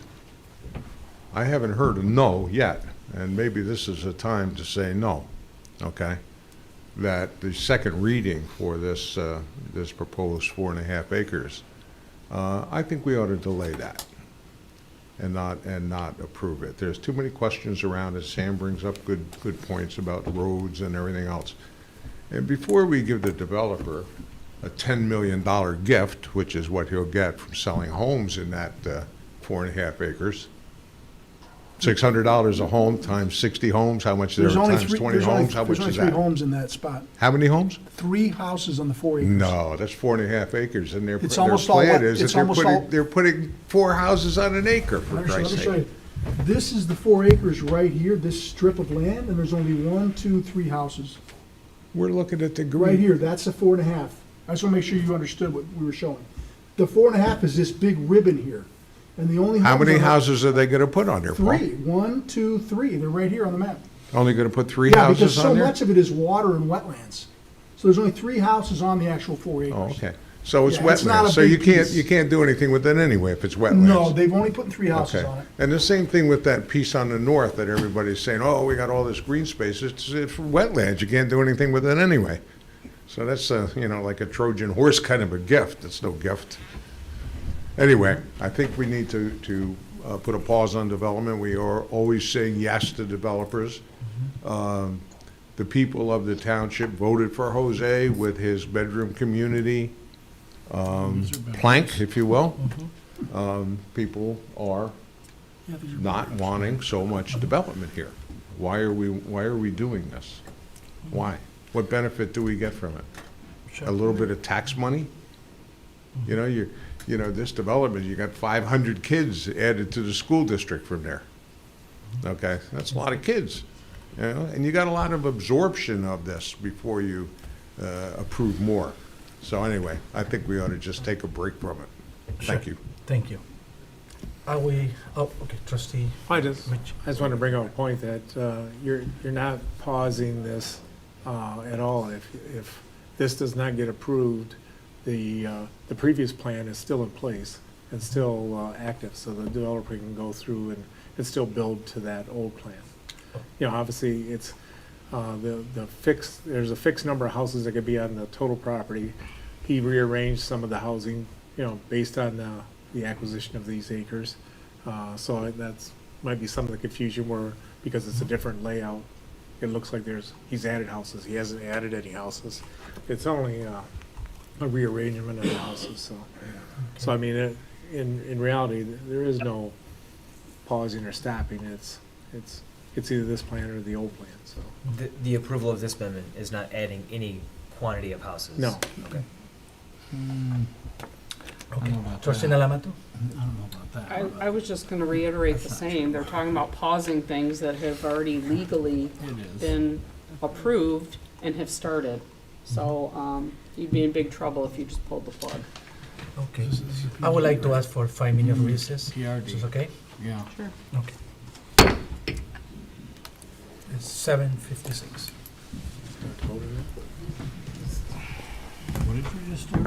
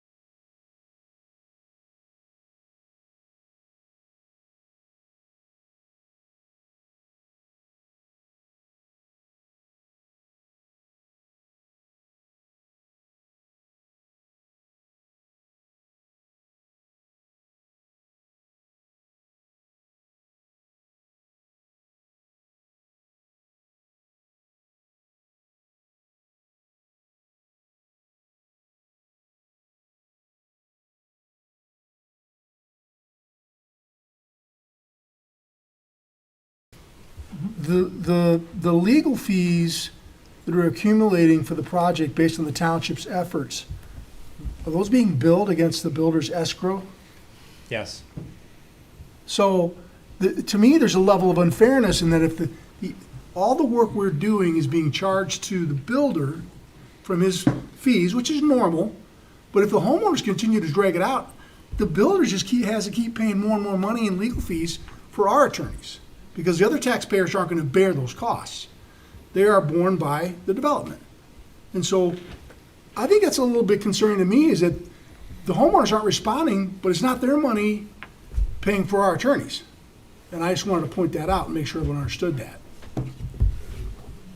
Okay. We have a hand raised online. All right. Yes, someone that would like to talk on TV land? Eric? Eric?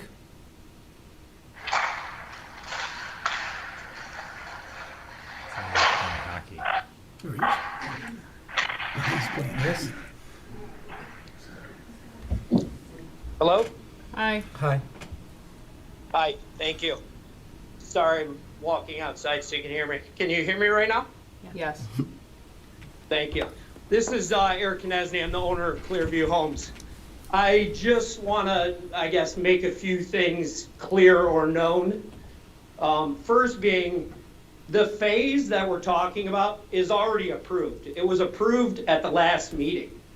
All that we're before the board to have approved is the addition of the 4-acre parcel, which solves an age-old problem for the township that was a landlocked piece. It doesn't affect whether or not the development goes forward. It is going forward. It's been approved for years. The current phase was already approved by the board. All this is to add into the overall PRD, the 4-acre parcel, that I believe everyone, including the township, has wanted for years and years and years. So I think the water's a little muddied here at the moment, and it seems like we're on a bunch of tangents that aren't really related to what we're in front of the board about. That being said, any claims that residents in phase 1 are not aware of what's been going on are completely false. There's been multiple public notices, and Brian, please stand up and comment here, because the whole reason we're on for the second reading tonight is because the public notice had to be redone because the township didn't do it correctly the first time. So that the whole point of the public notice is that's the township's way of notifying residents. This notion that the township should now go on their own and go rogue and send personal letters certified to each individual owner who really has no right from a legal standpoint. It's the board of the HOA that has the legal rights. And again, at the earlier meetings when this phase was approved, there were 40 or 50 residents that showed up. And Brian, again, please speak up and verify this. The meeting took hours. I mean, it was literally hours long. And at that point, the board paused it for an additional meeting, which it was, and we came back and it was approved. So any notion that any of the residents don't know what's going on, honestly, in my head is absurd. There's so many communications, email, text, through lawyers directly to the HOA, the board. The HOA had signs at the front of the community before the last meeting. I mean, any notion that people didn't know what's going on, honestly, is absurd. So I just wanted to clarify those couple things. Hopefully the board does the right thing here. That is good for everyone, including the township. Again, all this is to add the 4-acre parcel, which is a current landlocked parcel that has been a thorn in everyone's side for years and years and years. And Brian already stated this. That's all that is before you right now, to clean up an age-old mess of a landlocked parcel. That's it. Thank you. Thank you. Okay. I would like to hear, Bernie, what is your recommendation? My recommendation recommendation is to approve the second reading of your zoning ordinance. The reason being, you've already approved the PRD amendment to add the 4 acres. You've already approved contract amendments to your PRD to add the 4 acres. All this is doing is bringing our zoning ordinance into compliance with what has already been approved by this board. Okay. So if we approve this, and we request to following with the residents like you proposed before with ladders and all that, can we do that and to see that if the residents, make sure they are aware and all that? I would like to see something like that before we approve later on 3 and 4. So I do not recommend reaching out to residents directly because they're represented by an HOA board. Okay. What I'm not opposed to is this board granting the authority to the township administration or the township attorney to reach out to the HOA and say, here's a time limit on when we're willing to continue to facilitate these negotiations. Okay. That's the extent of what I would recommend if you want to try to engage phase one more time, but I don't recommend reaching out to citizens. Okay. All right. Any other comments? No? Okay.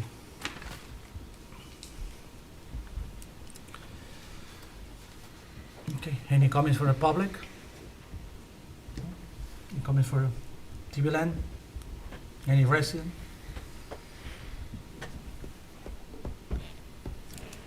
Okay, it's gonna be a roll call, so, somebody would like to make the motion?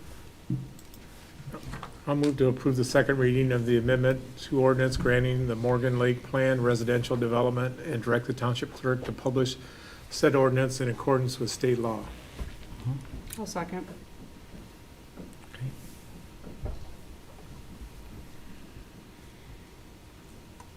Can we add to the motion then to have legal to continue one more time to try to reach out to facilitate further communications? Yeah. That'd be fine. Yeah. Quick You guys question. agree with that? You okay with that? All right. Yeah, quick. Want to add a time limit? That's what I was gonna Yeah. say. We should do that now. Yes. So that's part of the motion as well, the time limit, Yeah. Okay. We can stop that. a week? Do you have a recommendation of a, 30 days is reasonable. okay. Okay, 30 days. Okay? 30 days. Okay, I'll agree to that. all right? How about the seconder? You agree? Oh, to- yes, I'll second Okay. that. Yes, okay. It's gonna be a roll call, so. Treasurer Brown, Yes. Trustee Morocco, No. Trustee Alamothu, Yes. Trustee Ritchie, Yes. Trustee Stoyan, Yes. Supervisor Aliaga, Yes. Clerk Newbeck, yes. Motion carried. Moving on, Thank you. You're welcome. Thank you. all right. Request approve the first reading of the zoning ordinance tax amendment for 5897 Dixie Highway. I know, you need to, Trustee Morocco? I'm gonna recuse myself from this since I own that piece of property. I'll make a motion to recuse Trustee Morocco. Second? All those in favor? Aye. Aye. Any opposed? All right.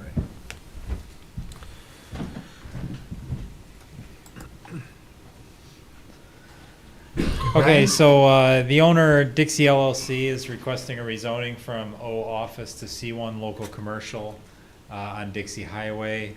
Some of you will probably remember this being the former Bros Electric Building that's been in existence before the 1970s, actually. This building historically has been zoned office, even though it's clearly a resident, or it was a retail use. And the petitioner is looking to expand and operate with a more range of commercial uses that the building has. And it just makes sense to, once he rezones it, to be able to allow a more diverse use category instead of office. The O zoning district is extremely restrictive in terms of its uses, and it really restricts everything to professional office.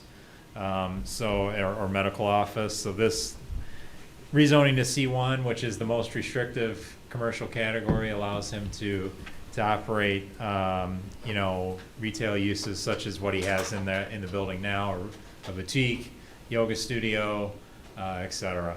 So, Mr. Carlisle reviewed this. He recommended approval. It makes sense. It's obviously one of those that when we went back historically on the zoning maps, it's been zoned office well into the 60s. So obviously this was somehow this happened over the course of time, and we want to just get it corrected. And the planning commission voted unanimously Correct. to do that. Any other comments? Treasurer Brown? So I was in that building way back when it was Bros, and in the back of the Bros building where all the shelves and lighting things were, and I've been in the building under its current ownership. They've done a great job in there. Yeah. It's really, I think it's a good use for that, but with what we're trying to do on Dixie Highway, it kind of shows you what can be done, where people want to put a little elbow grease into it and improve what was not necessarily something that had been updated in a long time, and so I certainly support it. It's great to get it cleaned up. Okay. Any comments from the public? Any comments from TV Land? No? I need a motion. I'll move to approve the first reading of the zoning ordinance map amendment for 5897 Dixie Highway from O office to C1 local commercial, located on the west side of Dixie Highway, north of Waterford Road, located in section 33 of the township. Schedule a second reading before the Township Board of Trustees following completion of the required legal documents and review the township's by the township's general counsel, and direct the clerk to publish notice in the manner prescribed by law. I'll second. Okay, motion have made, motion have been second. And, there's a roll call. Yes, it is. Trustee Alamothu? Yes. Trustee Ritchie? Yes. Trustee Stoyan? Yes. Supervisor Aliaga? Yes. Clerk Newbeck, yes, and Treasurer Brown. Yes. Motion carried. Motion carried. Thank you. Next, we have the request to approve the 2023 budget amendment. And this is a good news, and Mr. Rick Jagger. Yes, good evening, everyone. Hi. This is a pretty simple budget amendment here. Basically, 313 Presents, which is Pine Knob Music Theater, they actually approached the supervisor, and they wanted to donate $60,000 for the graveling of Pine Knob Road between Clarkston and Walden. And obviously, it's not going to cost the township anything besides just administering the receipt of those funds and then cutting the check when the project's actually finished. But what this does require is a budget amendment, because we need to recognize the funds coming in, and then we need to add the same $60,000 to the amount that's being spent on graveling. So it's just an in and out for us, but we have to do it that way because we're the ones that work with the road commission. Yes. This is a donation. I spoke before about Pine Knob donating $60,000 for us. It's very nice, and we appreciate that. And yes, Trustee Rich. I'm just going to object to the word donation. So Sure. since it was, they requested between them and the Sheriff's Department requested an emergency exit onto Clarkston Road from the Pine Knob property there. And part of the agreement to allow them to utilize that exit out onto Clarkston Road was that they would help maintain the road on the Pine Knob Road, Okay. the dirt road. So, Okay. so as opposed to making some other improvements, Part of- that was part of the agreement to Okay. do that. So. All right. It's very nice. I'm not trying to belittle that, but Oh. I'm just saying it was part of an agreement for other work as well. So. Okay, I'll take it. Yeah, well, I mean, I think. Jose? Yes. Supervisor, can I Yes, just, hey, of Ron, course. just for clarification, is that still just emergency? It's supposed to be emergency, but that only at the sheriff's demand that they use it. Okay. I never see it open. That's No, not because we used- had issues with the resident whose front windows are right in line with the exit there, that, you know. And the 'cause- reason we wanted to keep it emergency as well is because it's basically dirt or, lawn there, so, what we're saying is cars going out there, say on a rainy, muddy night or Right. whatever, you're dragging dirt into the road that gets into the storm sewers and everything, Right. so it's kind of hard to quantify what the cost is over time to maintain that. So part of what came out of the whole thing is like, they're also utilizing Pine Knob Road, which probably puts more traffic onto that road than most, any of the residents are doing as far as percentage over the years, so, we just, we wanted them to, I guess, have some participation in the overall cost of the township, and that's why we agreed to the $60,000 to utilize on Pine Knob Road, so. I That's think good. for clarification, Sam, too, it is used for high trafficked, the higher traffic. Certain Higher turnout concerts. concerts. Is it at the whatever. discretion So, of the sheriff? Yes. It is. So- He was here, but I He don't was see him here. now.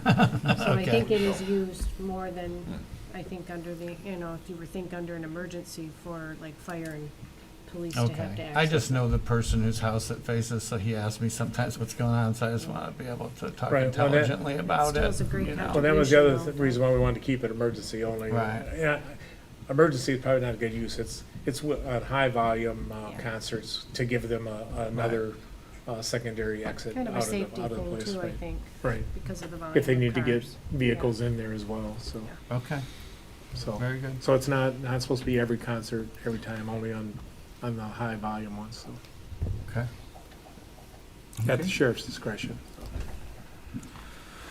Okay, any comments from the public? No? Comments from TV Land? I need a motion. I'll move to approve the 2023 budget amendment number 1 as presented. Second? Okay, motion has been seconded. All, the simple majority, so all those in favor? Aye. Any opposed? Motion carried. Very good. Thank you very much. Thank you. you, Rick. We finally had a quick one.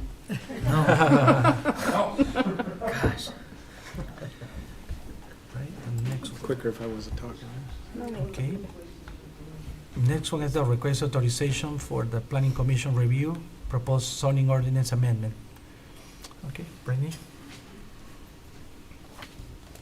Good evening again.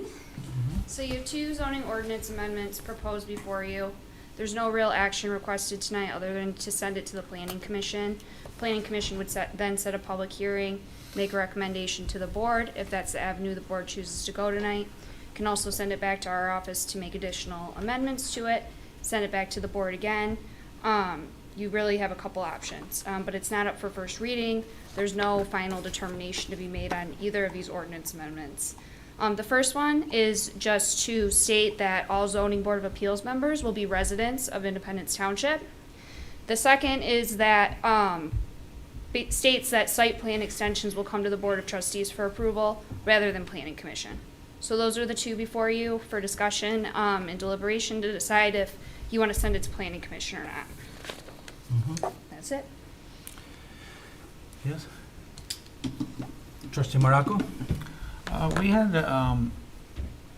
just for clarity, this does not remove anyone that's currently serving until their term is up. So this is not, doesn't take effect, right? Because by law, we can't do that. We have to let whoever's the liaison finish out their term, is that correct? That's absolutely correct. There is a procedure under state law to remove sitting board members.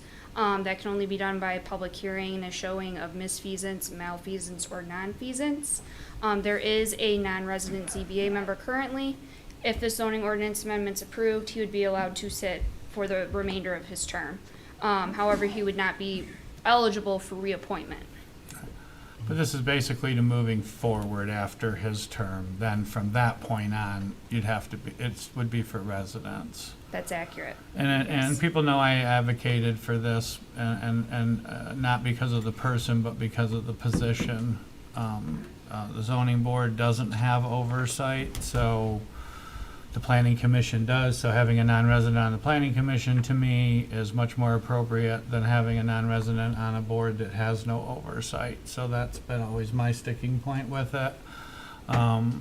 As far as the second part of this, I did talk to Brian about this because that came up as part of the December 8th meeting that has been controversial. And that's not necessarily what drove this, but what I thought, and I thought that Brian concurred with it in our discussions, was that multiple things could happen, and I don't know, Brian, if you want to speak to it, of what the benefits are of having it go to the board. You had some very good points that I think you should be the one to convey to the board. Yeah, I look at this two ways. One from the downsides, I would say, are the planning commission's the one that typically reviews the site plans. The township board does not get involved in site plan review typically.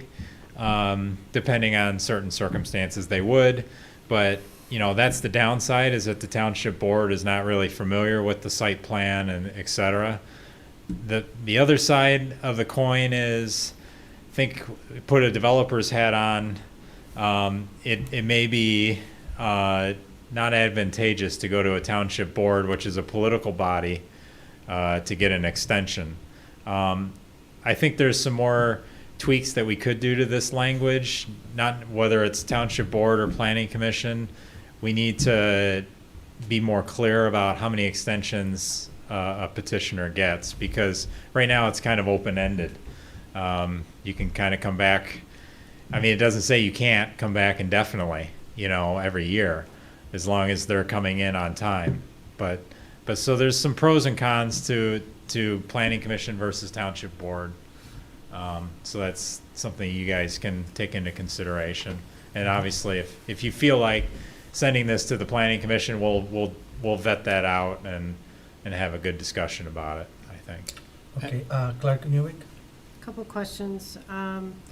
If an extension, if we were to move forward and to ask that there'd be a certain number of extensions, if they would have to reapply, and then with reapplying, I'm sure is a fee. I don't know what the fee is, but would they have to pay the fee again? If they fail to get an extension, and we just so you know, we don't chase developers down. They will have to contact us and let us know that they're requesting an extension.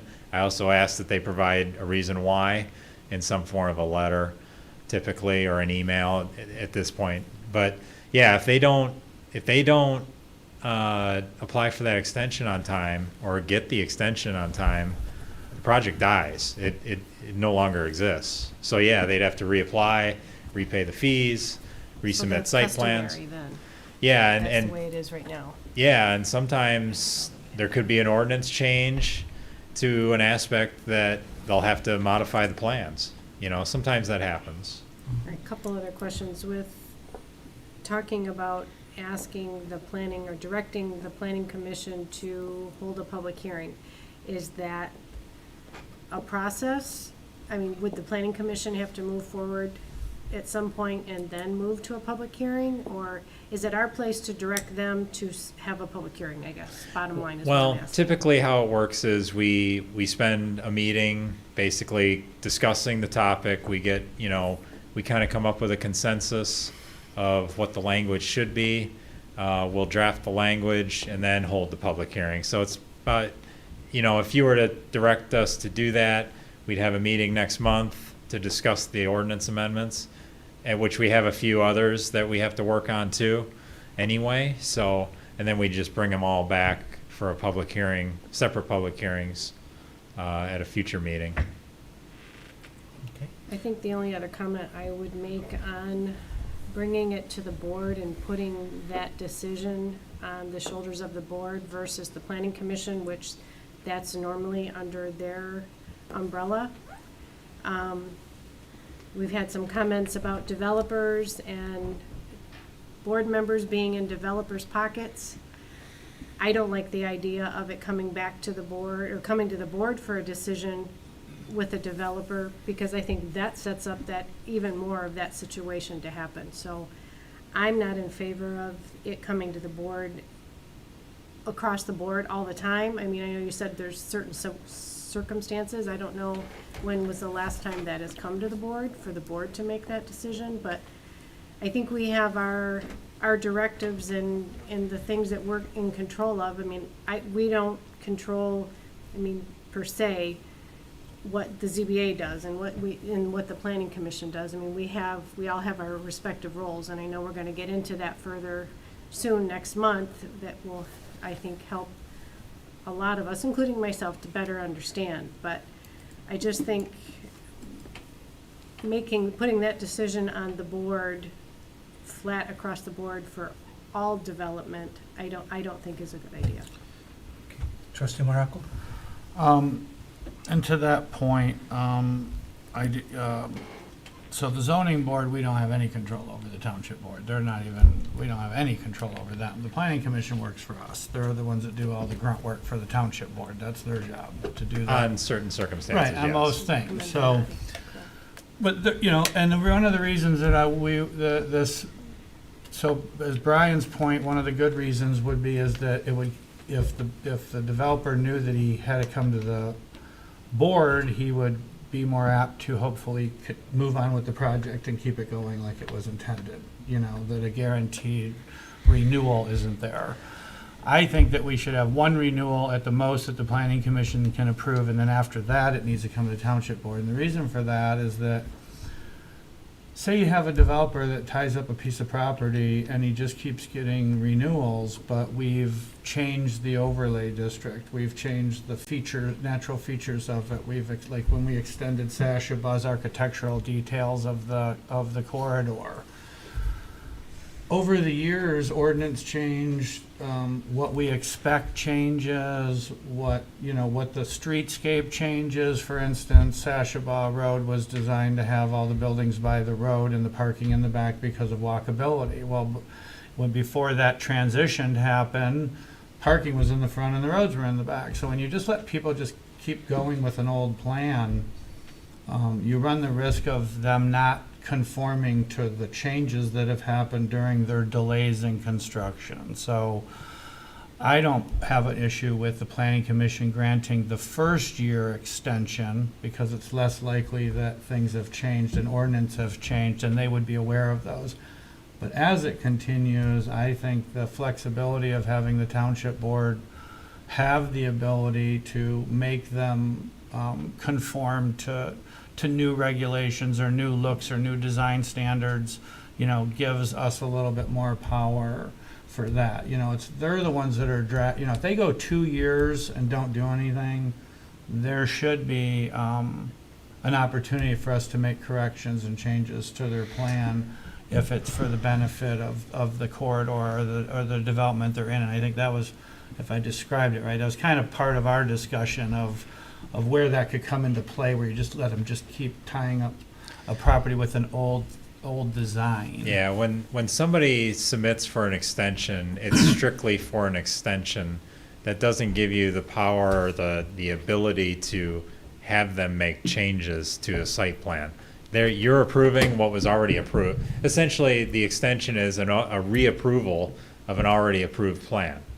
So that's where you have to be careful, about suggesting changes or having them make changes. A lot of times developers are very leery of going in front of a political body.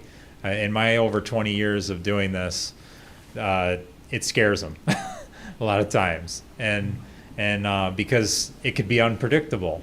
And planning commissions are a little different because they're apolitical, and they review it based on a master plan and a zoning ordinance.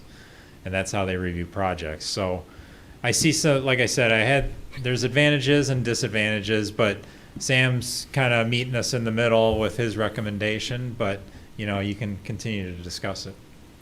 Okay. How many Clerk. extensions has the planning commission, more than one extension has the planning commission approved in the last 20, 25 years? 2 for sure that I remember, one being the hotel. They got several extensions before they finally expired.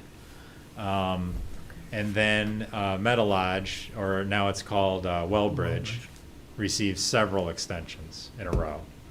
And then they finally, built. Didn't the hospital too? the PUD of the hospital, I believe, also did, and it's expired. Like I say, but they did it at least once, if not twice. Yeah, I mean, because a lot of times PUDs have time limits, like across the street, they have a strict time limit, before it expires. So it's usually, it tends to be for larger projects, not just, Well, it could be a simple site plan too. It could be a credit union or anything like that, It's any site plan you're supposed to commence within a year, right? Yeah, you have to apply for a permit within a year. We see it more in recession. We get more Yeah. requests for Right. recessions. Yeah, if you go back and look at some of the projects, I mean, in 2013, we had 4 projects total, and that was just coming out of the recession and starting to build back up again. So it's, it happens, especially as Ms. Ellis said, during a recession. 2008, 2009, this is where you see it happening. Or pandemics. Okay. Any other questions from people from the public? Any question? Treasurer Brown? So,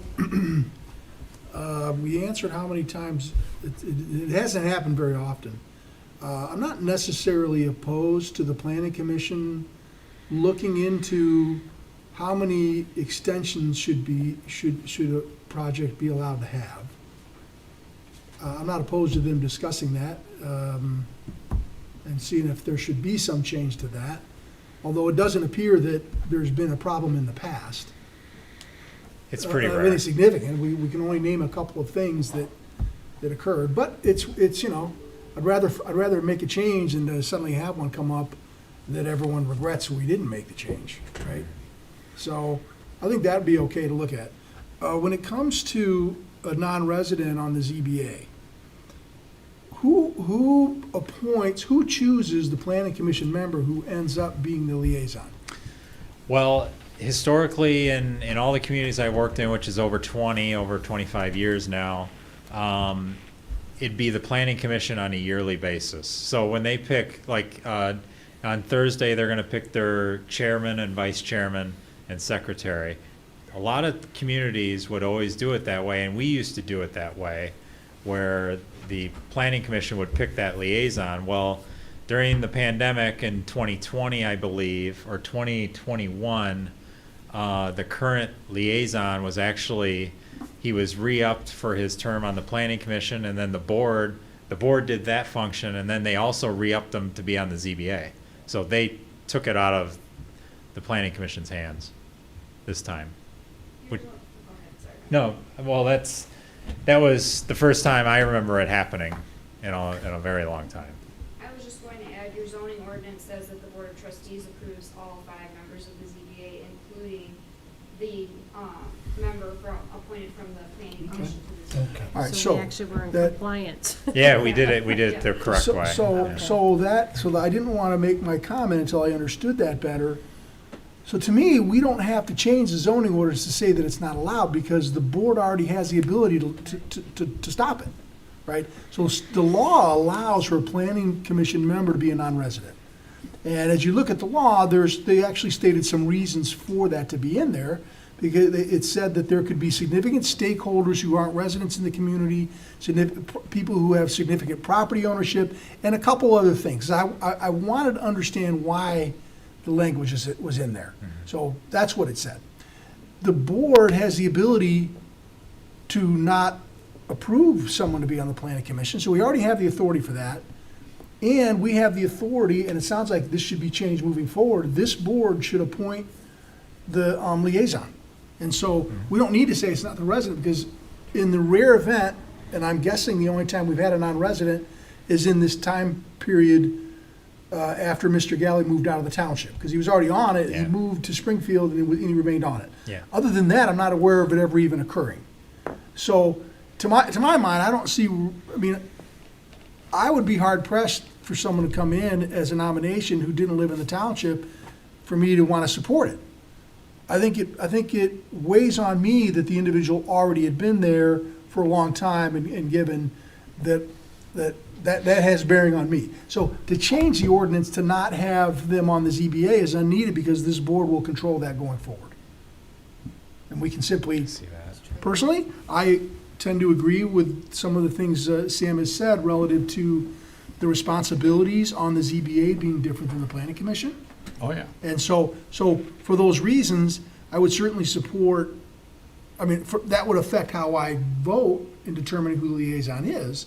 I just don't see the need to change the zoning because of it, because, you've already convinced me the reasoning behind that. So. Well, and the reason that I would like to change it is because not this board, because we have some different members, but this board did appoint a resident on the board. So when I asked Dick about it, what he thought, because he doesn't know any community that he's worked in that has a non-resident on the zoning board of appeals or the planning commission. Because when I was on the planning commission and Cheryl Carrick was the chairman of the planning commission, she moved one street out of the township and she was immediately removed from the planning commission. Immediately. It was not even a discussion. She was just taken off. You're out of the township, you're out. So Brian was a different story. He was allowed to stay because it was a different board at the time. And so when I asked Dick, he said, well, the safeguard is just have this amendment changed, and then you never have to worry about it again. You don't have to leave it up to a board's decision. The residents don't particularly care to have non-residents govern for them. The planning commission's different because they're a recommending body. So we overrule everything that they say for most everything. So that's fine. The zoning board doesn't have any oversight except at the state level. So that's kind of the sticking point for me, where it doesn't seem appropriate for a non-resident to be on that board, especially because that board's granting relief from the ordinance for people as need to be. So it's kind of, their whole job is a different thing. They have no oversight. They're the ones that allow they find hardship and allow you to move forward, with, under a different rule than the ordinance and stuff. So it's just, to me, it's different.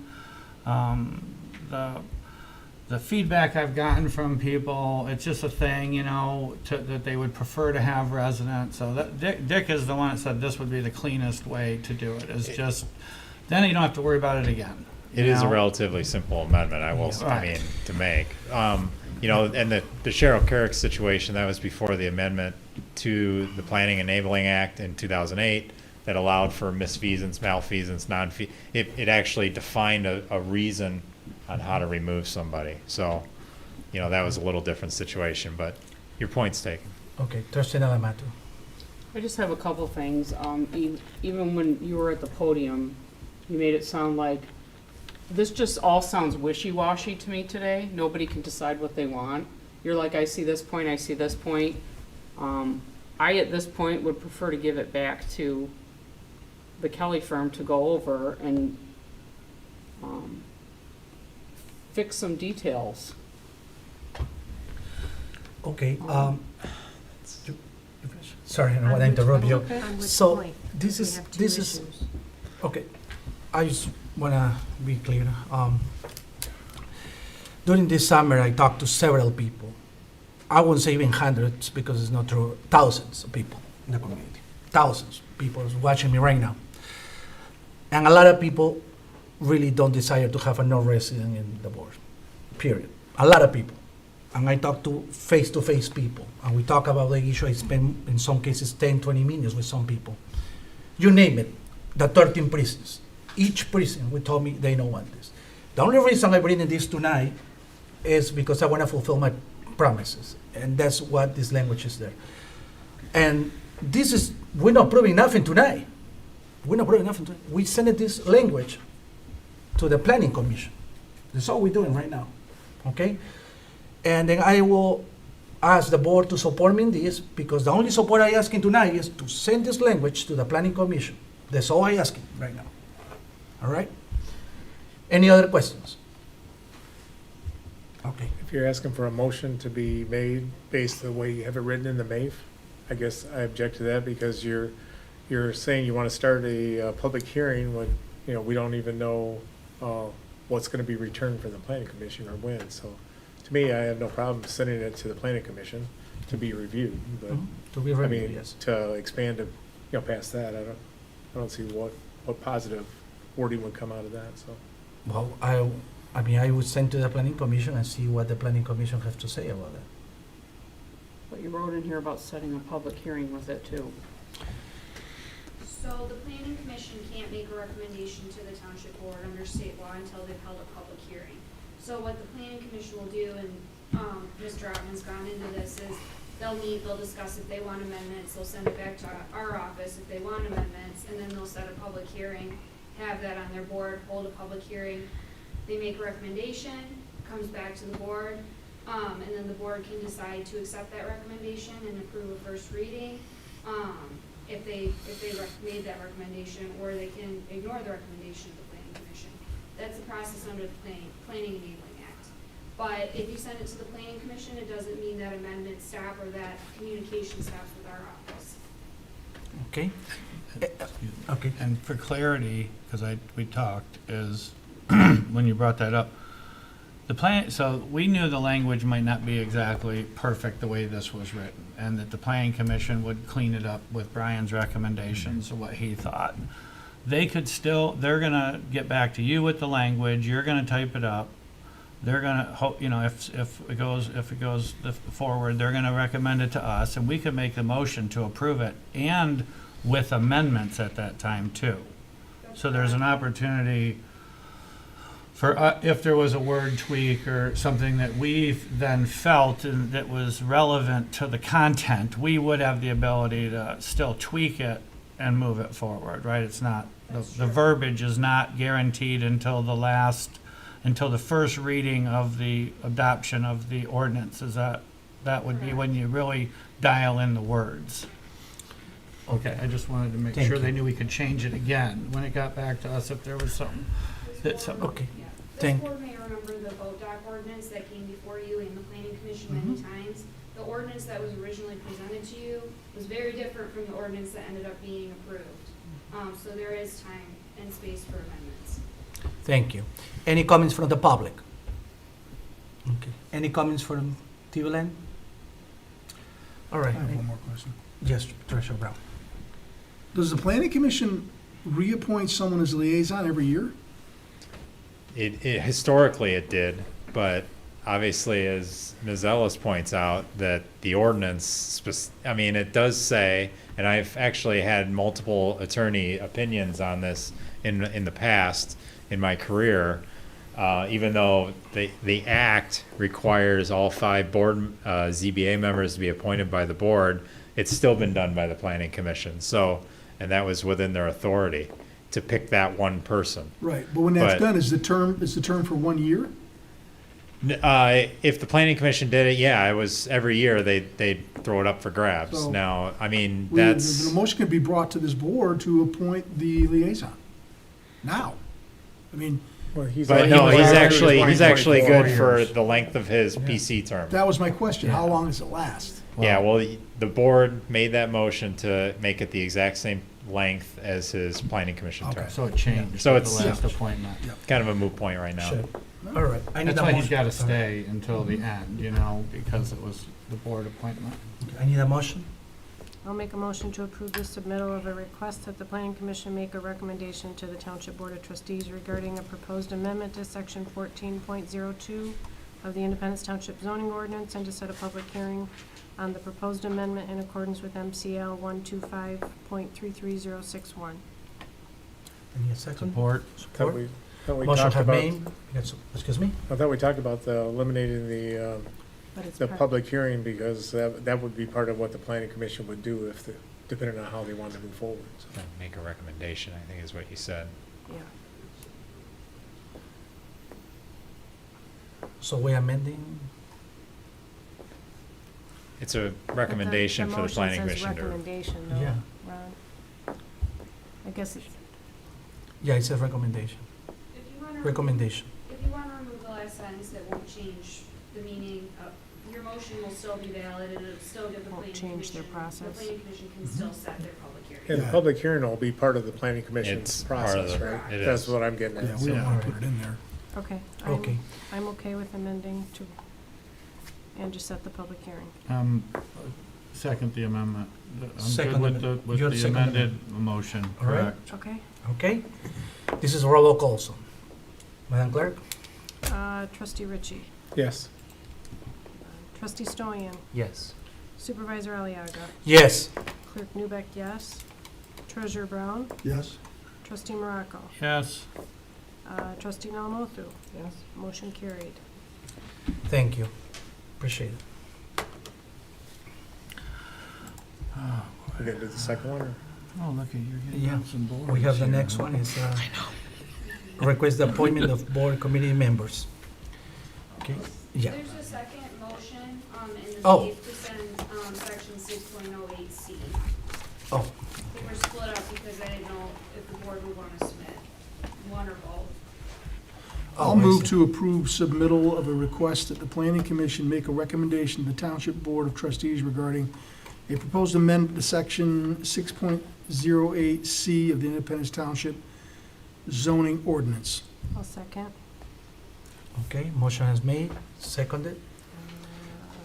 Roll call? Trustee Stoyan. Yes. Supervisor Aliaga. Yes. Clerk Newbeck, yes. Treasurer Brown. Yes? Trustee Morocco. Yes. Trustee Nalamothu. Yes. Trustee Ritchie. Yes. Motion Okay. carried. Thank you, thank you. Thank you, Ron, appreciate it. The next is, as you know, we need to reappoint, we have new trustees, and we need to appoint the committees. My motion is to recommend, basically to appoint the new two trustees, Matt Estonian and Sam Morocco, and the committee, then Treasurer Brown and I, we left. So, any questions? No? Okay, all right. Any question for the public? Any question from Tiverland? No? All right, ready for the motion? You wanna say what they are? Or Yeah, no? well, I mean, I'll move to appoint Sam Morocco to Clarkston Mill Pond Improvement Board with a term to expire with his term on the Charter Township of Independence Board of Trustees. Second. okay. Motion has been made and seconded. All those in favor? Aye. Any opposed? I'll move to appoint Sam Morocco to the Non-Union Benefit Advisory Committee with the term to expire with his term on the Charter Township of Independence Board of Trustees. Second? Okay. All those in favor? Aye. Any opposed? I'll move to appoint Matt Stoyan to the Parks, Recreation, and Senior Advisory Committee with a term to expire with his term on the Charter Township of Independence Board of Trustees. Second. Okay, motion have made and seconded. All those in favor? Aye. Any opposed? Motion carried. Move to approve Matt Stoyan to the Investment Advisory Committee with a term to expire with his term on the Charter Township of Independence Board of Trustees. Support. Okay, motion has made and seconded. All those in favor? Aye. Any opposed? Motion carried. Next, I'll move to appoint Matt Stoyan to the Wamega Lake Improvement Board with a term to expire with his term on the Charter Township of Independence Board of Trustees. okay, Support. okay. All those in favor? Aye. Any opposed? All right, motion carried. Okay, now we have a closed session. I'll make a motion to enter into closed session to discuss a confidential legal opinion pursuant to the Michigan Open Meetings Act, MCL 15.268H and MCL 15.243 1G at 8:51. Support. Okay, all those in favor? Aye. Any opposed? All right. If